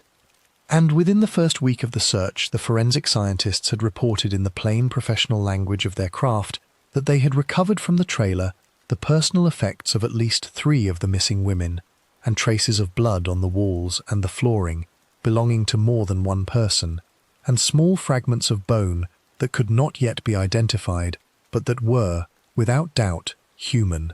The word came out to the command post in the wet dusk, and the officers of the Joint Task Force stood around a small folding table in the yellow light of a work lamp, and they looked at each other for a long moment, and they understood then that the scale of what lay before them was not the scale of a single killing, or of 2, or of 5. It was the scale of a great and terrible harvest, gathered in over a decade or more, and hidden in the sheds and the trailer and the barn and the earth of a small pig farm at the end of a country road. Corporal Frank Henley, who had first walked through the chain-link gate with the firearms warrant folded in the pocket of his coat, went out that evening into the wet yard beyond the marquee, and he stood alone at the edge of the pig pen in the dark, and he did not speak for a long time. The digging widened through the spring. The great grey barn was emptied of its plywood stage and its plank bar and its sagging couches, and its dirt floor was cut into a grid of small marked squares, and each square was excavated in turn to a depth of 1 metre, and every shovelful was passed through the mesh screens. The slaughterhouse was gutted of its rails and its hooks and its drain, and the drain itself was lifted out and traced along its length to the pit at the back of the property, and the pit was excavated in careful layers of 6 inches at a time, its dark, matted substance sifted through fine wire and photographed and bagged and sent to the laboratory. The muddy yard between the buildings was scraped down inch by inch. The narrow strip of soil beside the fence was turned over in the same patient way, and in the field of thistle and blackberry beyond the pens, the great yellow arm of a mechanical excavator moved slowly through the wet earth, lifting each bucketful into a waiting truck for transport to a second sifting site further up the valley. That second site sat on a stretch of open ground beside a gravel road in the district of Mission, some 30 kilometres east of the farm. There the soil of the fields was spread across a great sloping conveyor of shaking screens, and technicians in white coveralls stood shoulder to shoulder along its length, their gloved hands moving through the wet earth as it passed before them, plucking out the small pale objects that caught the eye. A tooth, a finger bone, a fragment of a rib, a button from a woman's coat, a hair clip of tortoise shell, a wedding band of thin worn gold. Each object was lifted with a pair of small forceps and dropped into a numbered paper envelope, and each envelope was placed in a plastic tray, and each tray was carried at the end of the shift to a refrigerated truck and driven west along the highway to the forensic laboratory in Vancouver. The scale of the work grew beyond anything the country had ever seen. By the summer of 2002, more than 380,000 cubic yards of soil had been moved and screened. By the winter that followed, the count had passed 500,000, and the officers of the task force spoke among themselves in a plain, quiet way of the acres still to come. The screens ran through the daylight hours of every season. In the summer, the technicians worked in short sleeves beneath the hot valley sun, with jugs of ice water at their feet. In the autumn, they worked in yellow rain jackets, with hoods drawn tight against the wind. In the winter, they worked in heavy parkas and mittens cut for the fingers, and the wet clay came up frozen in small, hard clots that had to be broken by hand upon the wire. Through all of it, the small, pale objects continued to appear. A bone here, a tooth there, a scrap of denim from a woman's jacket, still bearing a copper rivet with a maker's mark, a pale plastic hair comb of the sort sold at every drugstore on Hastings Street. In the forensic laboratory in Vancouver, the objects were sorted by day and by grid square. They were washed in warm water. They were laid out on long trays lined with white paper, and the bones and the teeth were sent to the university anthropologists who had been called into the case, and there, in small quiet rooms with pale light and long steel tables, the slow work began of putting the names back to the fragments. It was the age of the new DNA science, and the scientists of the laboratory had learned, in the years just past, how to draw a genetic signature from a bone as small as the tip of a finger. Samples were cut from each fragment. They were sealed in small plastic tubes. They were sent to the RCMP laboratory in Halifax and to laboratories further south in Ontario, and the tubes came back with the small, careful print of a genetic profile, and the profiles were matched, one by one, against the reference samples that the families of the missing women had given quietly in the mothers' kitchens of the small towns of the interior. Serena Abotsway, whose identification card had lain in the plastic bag in the trailer. Mona Wilson, gone from a room above the Astoria in November of 2001. Andrea Josbury, gone in June of that same year. Brenda Wolfe, gone in February of 1999. Georgina Faith Papin, gone in the spring of 1999. Marnie Frey, gone in the autumn of 1997.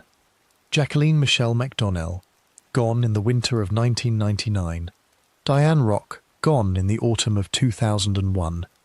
The names came in one after another, through the spring and the summer and the autumn of 2002, and into the winter that followed, and into the years beyond, as the screens kept turning and the small pale objects kept coming up from the wet clay of the fields.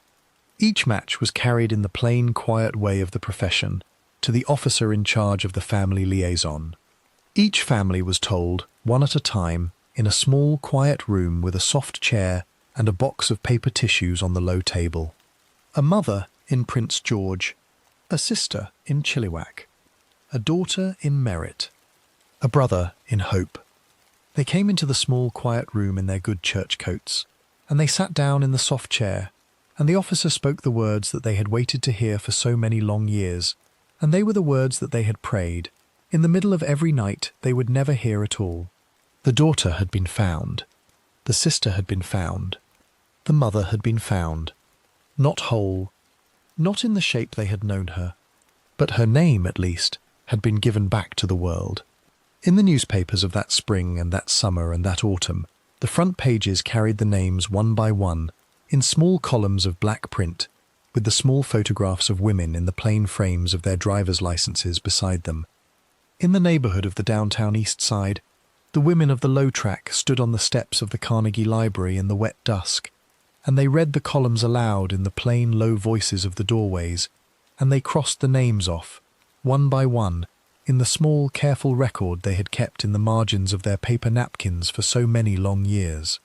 Sisters they had shared a cigarette with. Friends who had folded a coat over the back of a chair in a rented room. Mothers who had kept a photograph of a child in the pocket of a denim jacket.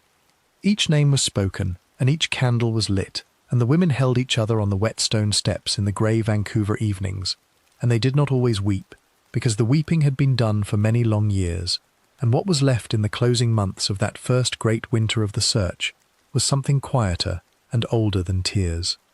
By the time the excavation of the farm was complete, in the last months of 2004, the DNA of 33 women had been recovered from its earth. Not all of the missing had been found there. Not every name from the little pink folders in the metal cabinets at the back of the Main Street station had a small paper envelope waiting for it in the forensic laboratory in Vancouver. Some names never came back from the wet clay of the fields, and the mothers and sisters of those women stood in the small, quiet rooms with the soft chairs, and were told, in the plain, gentle voice of the family liaison officer, that no fragment had yet been matched, and that the search would go on, and that the truth of what had happened might not, in the end, ever be given back to them. They walked out of the small, quiet rooms into the wet Vancouver afternoons, and they carried their photographs home along the highway to the small towns of the interior, and they placed them again on the mantelpieces of the little wooden houses, and they waited, as they had waited for so many long years already, in the plain, patient way of women who had learned to wait for nothing. The farm itself, when the last of the sifting was done, was a landscape unrecognizable to the eyes that had known it. The pig pens were gone. The great grey barn was gone.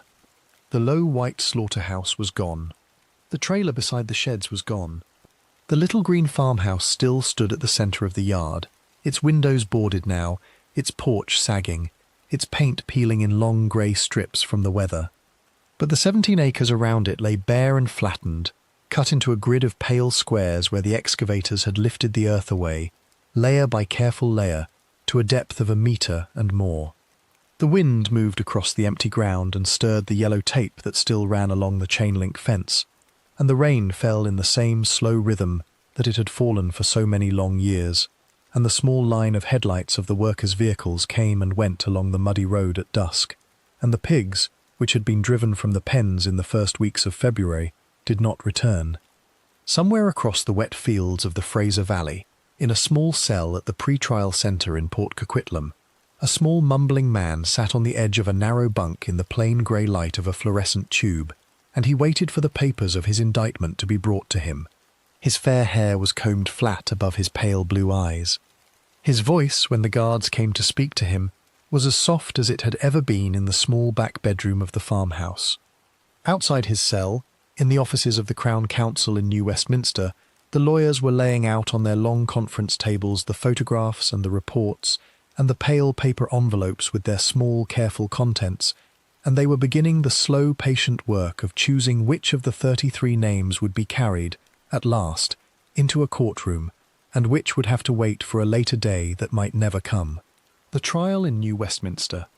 The old red brick courthouse stood at the corner of Begside Street and Carnarvon in New Westminster, a heavy square building of the last century, its stone steps worn smooth by 100 years of boots. The rain fell against its tall arched windows in the slow, steady rhythm of the coast, and the maple trees along the sidewalk stood bare in the winter light, their branches black against the pale grey sky. On the morning of the 22nd of January, in the year 2007, a long line of people stood on those stone steps in their heavy dark coats, holding paper cups of coffee from the small diner across the street, waiting for the doors of the building to be opened at 8:30. The line began at the top step and stretched around the corner of Begside and down along the sidewalk toward the river. There were sisters in that line, and mothers, and daughters, and cousins from the small towns of the interior, and reporters with plastic identification cards on lanyards around their necks, and constables of the sheriff's service in their pressed grey uniforms, standing quietly at the door. The trial had been 3 years in the coming. Since the last of the sifting had ended on the wet fields of the farm at Dominion Avenue, the lawyers of the Crown Counsel had sat at their long conference tables in the plain grey offices of the ministry in downtown Vancouver, and they had turned over the pale paper envelopes one by one, and they had chosen at last which of the names would be carried into the courtroom first. They had picked 26 in the end, 26 women whose fragments had been drawn from the earth of the 17 acres, and the 26 had been laid out on a single indictment in the plain typed language of the law. But even 26 was too many for a single trial. The judge who was to preside, Mr. Justice James Williams of the Supreme Court of British Columbia, had ruled in the summer before that the jury could not be asked to hold so many women in its mind at once, and he had severed the indictment into 2 parts. 6 names would go first. The other 20 would wait for the trial that came after. The 6 were chosen in the plain, quiet way of the profession. Serena Abotsway, whose identification card had lain in the plastic bag on the floor of the trailer. Mona Lee Wilson, gone from a room above the Astoria in the last week of November of 2001. Andrea Josbury, gone in the middle days of June that same year. Brenda Ann Wolfe, gone in the early months of 1999. Marnie Lee Frey, gone in the autumn of 1997. Georgina Faith Papine, gone in the spring of 1999. Their photographs had been printed in the newspapers of the province, and their names had been read aloud on the steps of the Carnegie Library in the wet dusks of the year before, and now their names were to be carried, at last, into the tall panelled room on the second floor of the old courthouse on Begside Street. The doors were opened at 8:30, and the line moved slowly up the stone steps and into the marble lobby of the building. The families climbed the wide staircase in their heavy coats, past the framed photographs of the old judges of the province in their white wigs and their black robes. They gathered in a small waiting room at the end of the corridor, in a row of hard wooden chairs beneath a fluorescent light, and they held each other's hands, and they did not speak much. A sheriff's officer opened the door of the courtroom at 9, and the families walked in a single quiet line, and they took their seats along the front row of the public gallery, and they watched as the room filled behind them with the press and the observers and the constables of the sheriff's service in their grey uniforms. The courtroom itself was a plain and heavy room, its walls panelled to the shoulder in dark wood, its ceiling high and pale, its long tables set out in careful rows before the raised bench of the judge. The Crown Counsel sat at one table in their black robes and their white tabs, papers stacked before them in neat piles. The Defence Counsel sat at another, their heads bent together in low conversation. The jury box stood empty on the far side of the room, 12 wooden chairs in a raised half-circle, waiting for the men and the women who would be chosen through the coming days. And in the centre of the room, behind a low wooden rail, stood the prisoner's dock, a small square of polished oak with a single chair inside it, and it was to this chair that the guards would soon bring the small mumbling man from the pre-trial centre on the far side of the river. He came in through a side door at just past 9, in the plain, quiet way that he had always moved about a room. He wore a dark grey suit that had been bought for him by the court, and a white shirt buttoned to the collar, and a plain blue necktie. His fair hair had thinned further in the years since the raid at the farm, and it was combed flat against his scalp now, with a small, careful part on the left side. His pale blue eyes moved slowly around the room as he took his seat in the dock. He did not look at the row of families in the front of the gallery. He did not look at the tables of the Crown Counsel. He looked, for a long moment, at the pale grey light coming through the tall arched window behind the judge's bench, and then he lowered his eyes to his hands folded in his lap, and he waited. The selection of the jury took the better part of 2 weeks. They were chosen one by one from a long list of citizens of the province, in the plain, slow method of the law. A retired accountant from Coquitlam, a young schoolteacher from Surrey, a machinist from Maple Ridge, a homemaker from Burnaby, a truck driver from Port Moody. 12 in all, 7 men and 5 women, in the ordinary dark clothes of ordinary lives, taking their seats one by one in the raised half-circle of the jury box, their faces plain and steady in the pale courtroom light.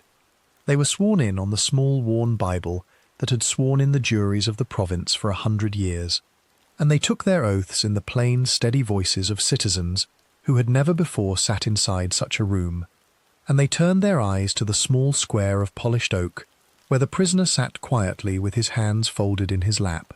The Crown Counsel opened its case on the 22nd of that same month.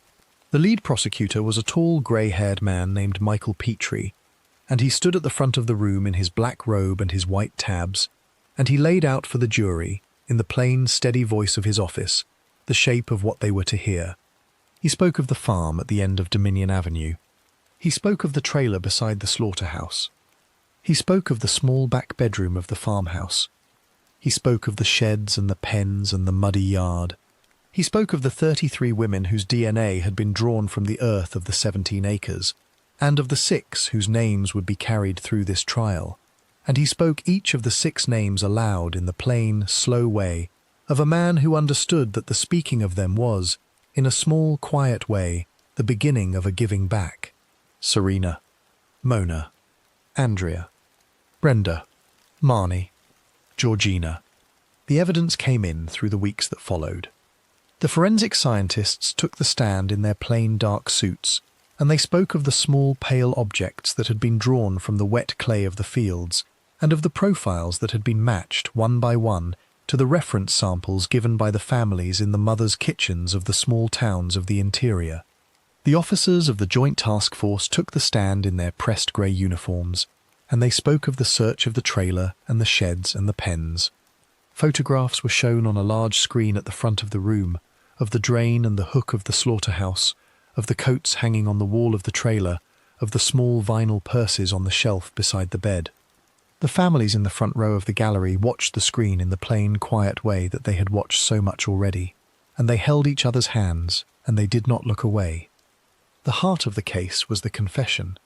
It had been recorded in the small hours of a February morning in 2002, in the plain grey cell at the pre-trial centre in Port Coquitlam, on a small hidden microphone worn beneath the shirt of a plainclothes officer who had been placed in the cell as a fellow prisoner. The officer had been chosen for the task with care. He was a working constable of the Royal Canadian Mounted Police, a broad, steady man in his middle years, and he had been trained in the plain, quiet way of gaining the trust of a man who was frightened and alone. He had shared the cell with Robert Pickton for the better part of 11 hours through the night. He had asked him small, careful questions about the farm and about the parties in the barn and about the women of the Downtown Eastside. And in the pale hours before the dawn, in the plain grey cell with the fluorescent tube humming softly overhead, Robert Pickton had begun to speak. He had spoken in the same soft mumbling voice that he had used all his life. He had spoken of the women who had come out to the farm along the wet highway. He had spoken of the small back bedroom and the trailer and the sheds. And he had said, in a plain, quiet moment near the end of the night, that he had killed 49 women, and that he had wanted to make it 50, an even 50, and that the 50th had been the one that had brought the officers at last through the chain-link gate at the end of the country road. The recording had been played for the officers of the task force in the small dim room of the operations trailer in the days that followed, and it was played now for the jury in the tall panelled room on the second floor of the old courthouse on Begbie Street, on a small set of speakers set up at the front of the room, and the jury sat in the raised half-circle of the wooden chairs and they listened, and the families in the front row of the gallery listened, and the small mumbling man in the dark grey suit sat quietly in the prisoner's dock, with his hands folded in his lap, and he listened too, and he did not lift his eyes. The defence counsel argued through the long months of that spring and summer and autumn that the confession was the boast of a slow, simple man who had wished to seem more important in the plain grey cell than he had ever been on the small back bedroom of the farm. They argued that the DNA on the objects could have come from other hands. They argued that the brother David had been present at the farm through all the years of the disappearances, and that the parties in the barn had brought hundreds of strangers across the property, and that the burden of proof for each of the 6 named women had not been met in the plain, strict measure of the criminal law. They spoke in the plain, steady voices of their profession, and they made the arguments that were their duty to make, and the jury listened, and the judge listened, and the families in the front row of the gallery listened, and the small mumbling man in the prisoner's dock sat quietly with his hands folded in his lap and did not speak, for he never took the stand in his own defence through the whole of the long trial. The evidence went on for 10 months. The jury heard from more than 130 witnesses. They looked at more than 200 exhibits. They saw the photographs and the objects and the sifting reports, and they listened to the recording of the plain grey cell in the small hours of that February morning, and they retired at last to the small deliberation room at the back of the courthouse on the last day of November of that year. They were out for 10 days. They came back on the 9th of December, on a wet Sunday afternoon of the coast, and they filed into the raised half-circle of the wooden chairs in the plain, quiet way of people who had done what they had been asked to do. The clerk of the court read the counts one by one, and the foreman of the jury rose and spoke the verdict for each. Not guilty of first-degree murder, guilty of murder in the second degree. He spoke it 6 times, once for each of the names. Serena Abotsway, Mona Wilson, Andrea Josbury, Brenda Wolfe, Marnie Frey, Georgina Papin. The families in the front row of the gallery held each other's hands, and some of them wept openly, and some of them did not, and the mothers who had waited by the payphones of the gas stations along the Trans-Canada Highway for so many long years sat in the wooden pews and lowered their heads and said the names of their daughters silently into their folded hands. Mr. Justice Williams thanked the jury for its work, and he set the matter over for sentencing, and in the days that followed he imposed upon the small mumbling man in the dark grey suit the maximum sentence available in the law of the country for the crime of second-degree murder. Life imprisonment. No possibility of parole for 25 years. The same sentence in its plain arithmetic that would have followed from a verdict of the greater charge. The Crown Counsel would announce, in the following summer, that the 20 other charges on the severed indictment would not be pursued, that the sentence already imposed was the greatest the law could give, that the second trial would only be a further weight upon the families of the women whose names it would carry, The decision was made in the plain, quiet offices of the ministry in downtown Vancouver, and it was carried to the families in the small, quiet rooms with the soft chairs and the boxes of paper tissues, and it was received in the plain, quiet way of women who had learned already, through the long years of the disappearances, that the law of the country would give them only so much and no more.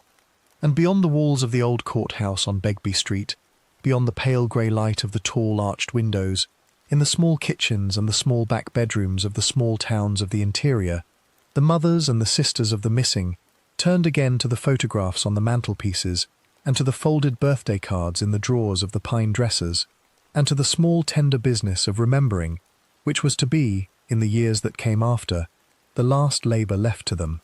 The names we must not forget. The rain fell over the downtown Eastside in the winter that followed the verdict, in the same slow, steady rhythm that it had fallen for so many long years. The street lamps along Hastings Street burned in the wet dusk. The steps of the Carnegie Library shone black beneath the drizzle. The old hotels stood in their patient row along the block, the Balmoral and the Astoria and the Empress and the Roosevelt, their windows dim, their front doors held open to the cold.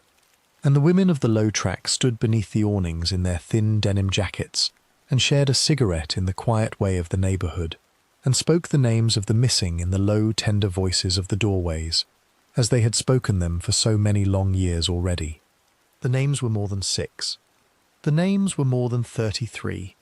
The names had grown, through the years of the search and the years of the trial, into a long, slow list that the neighbourhood kept in its own quiet ledger, and that the mothers of the interior kept in their small back kitchens, and that the Vancouver Police Department at last kept in a plain grey binder on a shelf in the missing persons office at the corner of Main and Cordova. The list held the names of women who had gone from the corners of the neighbourhood over more than 20 years. Some of them had been found in the wet clay of the fields at Dominion Avenue. Some of them had not. Some of them had been given back to their families in small paper envelopes and small brass frames. Some of them remained still in the plain grey binder, with only a photograph and a date and a small folded slip of paper to keep them. They were the daughters of the country. They were born in the small towns of the interior and the north, in Prince George and Merritt and Williams Lake and Chilliwack, in the mill villages along the Fraser River and the fishing settlements of the coast. They were born on the reserves, in the small houses of the Nisga'a and the Cree and the Ojibwe, along the roads that ran back into the forests and the mountains where their grandmothers had walked as girls. They were sent, in the years of their childhood, to the schools of the church and the state, which took them away from the mothers who could not stop them. They were sent to the boarding houses of the city, at 14 and 15 and 16, in the hope of work in a shop or a laundry, with a folded $20 bill in the pocket of a thin denim jacket. They came to the downtown Eastside because the rooms were cheap and the diner counter was warm, and no one at the boarding house desk asked more questions than could be answered on a small pink slip of paper. They lived in the small rooms above the old hotels, in the yellow light of the single hanging bulbs. They kept photographs on their pine dressers of the children they had left behind in the small towns of the interior, and of the mothers who still waited by the payphones of the gas stations along the Trans-Canada Highway. They wore small vinyl purses on the corners of Main and Hastings, and they wrote letters home on sheets of blue-lined paper in the small, careful hands of women who had gone to the schoolhouse only through the 6th grade. They gathered at the diner counter on cold mornings for a bowl of hot soup. They lit candles for each other in the little chapel at Sacred Heart. They folded coats over the backs of chairs in each other's rented rooms. They walked in twos to the corner store when the wind came off the harbour with a bitter salt. They kept the small, careful record on the paper napkins of the diner, of licence plates and street corners, and the small, tender news of the block. They loved their children. They loved their mothers. They loved their sisters and their brothers, and the small dogs that had waited for them on the porches of the little wooden houses in the mill towns of the valley.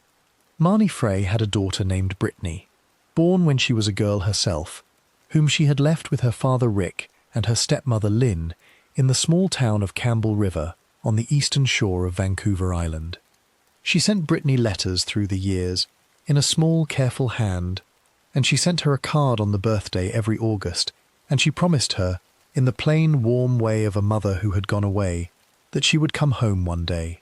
Sarah de Vries kept a diary in a hard-covered book in her room above the Balmoral Hotel, in which she wrote each evening, in a plain, steady hand, of the small, tender things of her days on the corner of Princess and Hastings, and of the children she had borne, and of the mother she had lost to time. Georgina Papin was a mother of 7, and she wrote to them in the small towns of the interior, and she saved the coins in a jar on her dresser for the bus fare that would carry her home to them one day. Andrea Josbury was young and small and fair, and she carried a photograph of her infant daughter Carly folded into a birthday card in the pocket of her denim jacket, and she showed the photograph to the other women on the steps of the Carnegie Library, and she spoke the daughter's name in the plain, warm way of a mother. They were not what the newspapers of the province had said they were in the long grey years of the disappearances. They were not the plain grey shadows on the corners of Main and Hastings. They were not the plain grey list on the small pink slips at the back of the metal cabinet. They were daughters. They were mothers. They were sisters. They were friends. They were women who had risen at 7 in the morning in the small rooms above the old hotels, and had brushed their hair before the small chipped mirrors, and had smoothed the collars of their denim jackets, and had gone down to the diner counter for a paper cup of coffee, and had walked out into the wet Vancouver morning in the plain, patient way of ordinary lives, of the kind that other women lived every week without thinking. And they had been taken, one by one, from the corners of the neighbourhood, and driven out along the wet highway to the farm at the end of the country road, and they had not come home. In the years that followed the verdict, the country began, in the plain, slow way of a country that has been asked at last to look at itself, to reckon with what had happened. A public inquiry was called by the government of British Columbia in the autumn of 2010, and it sat through the whole of the following year and into the year after, in a small hearing room in downtown Vancouver, and it heard from the families and the officers and the council and the workers of the outreach vans. Its commissioner was a former Attorney General of the province, a plain, steady man named Wally Oppel, and he wrote in the last months of 2012 a long, careful report that laid out, in the plain, steady language of his office, the failures of the Vancouver Police Department and the Royal Canadian Mounted Police through the long grey years of the disappearances. He wrote of the memoranda that had been read and set aside. He wrote of the warrants that had been sought and refused.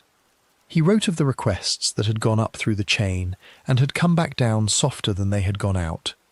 He wrote of the small, quiet gap between the jurisdictions and of the ways in which the women of the low track had fallen through it, one by one, into the wet clay of the fields at Dominion Avenue. The report was given to the government of the province on a wet Monday morning in December of 2012, and it was released to the public in the same afternoon. The families received it in the small, quiet rooms with the soft chairs and the boxes of paper tissues. They read it in the plain, quiet way of women who had waited for so many long years to be told what they had already known in the doorways of the neighbourhood, that the officers of the country had not moved as they should have moved, and that the daughters and the sisters and the mothers had been left, in the plain, silent way of the paper on the desk higher up, to the small, mumbling man in the stained work shirt and the rusted pickup with the mud caked to the wheel wells. The report offered its apologies. The report offered its recommendations. The report was placed on the shelves of the ministry in downtown Vancouver in a plain blue binding, and the families carried it home along the highway to the small towns of the interior, and they placed it on the mantelpieces beside the photographs of their daughters, and they went on with the small, tender business of remembering. In the neighbourhood itself, the women of the low track had already begun that business many years before. In the wet grass of Oppenheimer Park, on the 14th of February of every year, they had gathered since the middle years of the 1990s for the Women's Memorial March, a slow, quiet procession through the streets of the Downtown Eastside for the missing and the murdered. They had walked the corners of Main and Hastings and Cordova and Powell, and they had stopped at the doorways where the women had last been seen, and they had laid small bunches of red roses on the wet pavement, and they had spoken the names aloud in the plain, low voices of the doorways.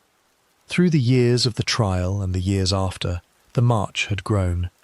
Sisters from Prince George, mothers from Merritt, aunts from the reserves along the Fraser Canyon, elders in their button blankets, children in their small, warm coats. They walked together in the wet February afternoons, and they carried the photographs before them in small brass frames, and they spoke the names as they came to each doorway. Serena, Mona, Andrea, Brenda, Marnie, Georgina, Sarah, Diane, Jacqueline, Wendy, Diane, Helen, Cara, Elaine, Rebecca. The names went on. The rain fell softly. The candles guttered in the wet hands of the sisters, and the neighbourhood, which had counted its own by the light of the diner window for so many long years, counted them now in the plain, slow rhythm of a walk that would not end. The farm at Dominion Avenue passed at last from the family. The 17 acres were sold to a developer in the years after the trial, and the small green farmhouse was pulled down, and the sheds and the pens and the great grey barn were long since gone. The muddy fields where the excavators had lifted the earth away, layer by careful layer, were graded flat and paved over, and a small street was cut across them, with new houses of pale siding standing in neat rows along its length. Children ride their bicycles now along that street in the summer evenings. Their mothers plant small gardens of marigolds and impatiens in the plain, quiet way of a suburb. The chain-link gate at the end of the country road is gone. The rusted sign that read Pickton Brothers is gone. The pigs are gone. Only the wind still moves across the low bottomland as it moved in the years of the 1970s and the 1980s, and only the rain still falls in the same slow rhythm over the Fraser Valley, over the small towns of the interior, over the streets of the Downtown Eastside, over the small brass frames on the mantelpieces of the little wooden houses where the mothers wait still, in the plain, patient way of women who have learned to wait for nothing.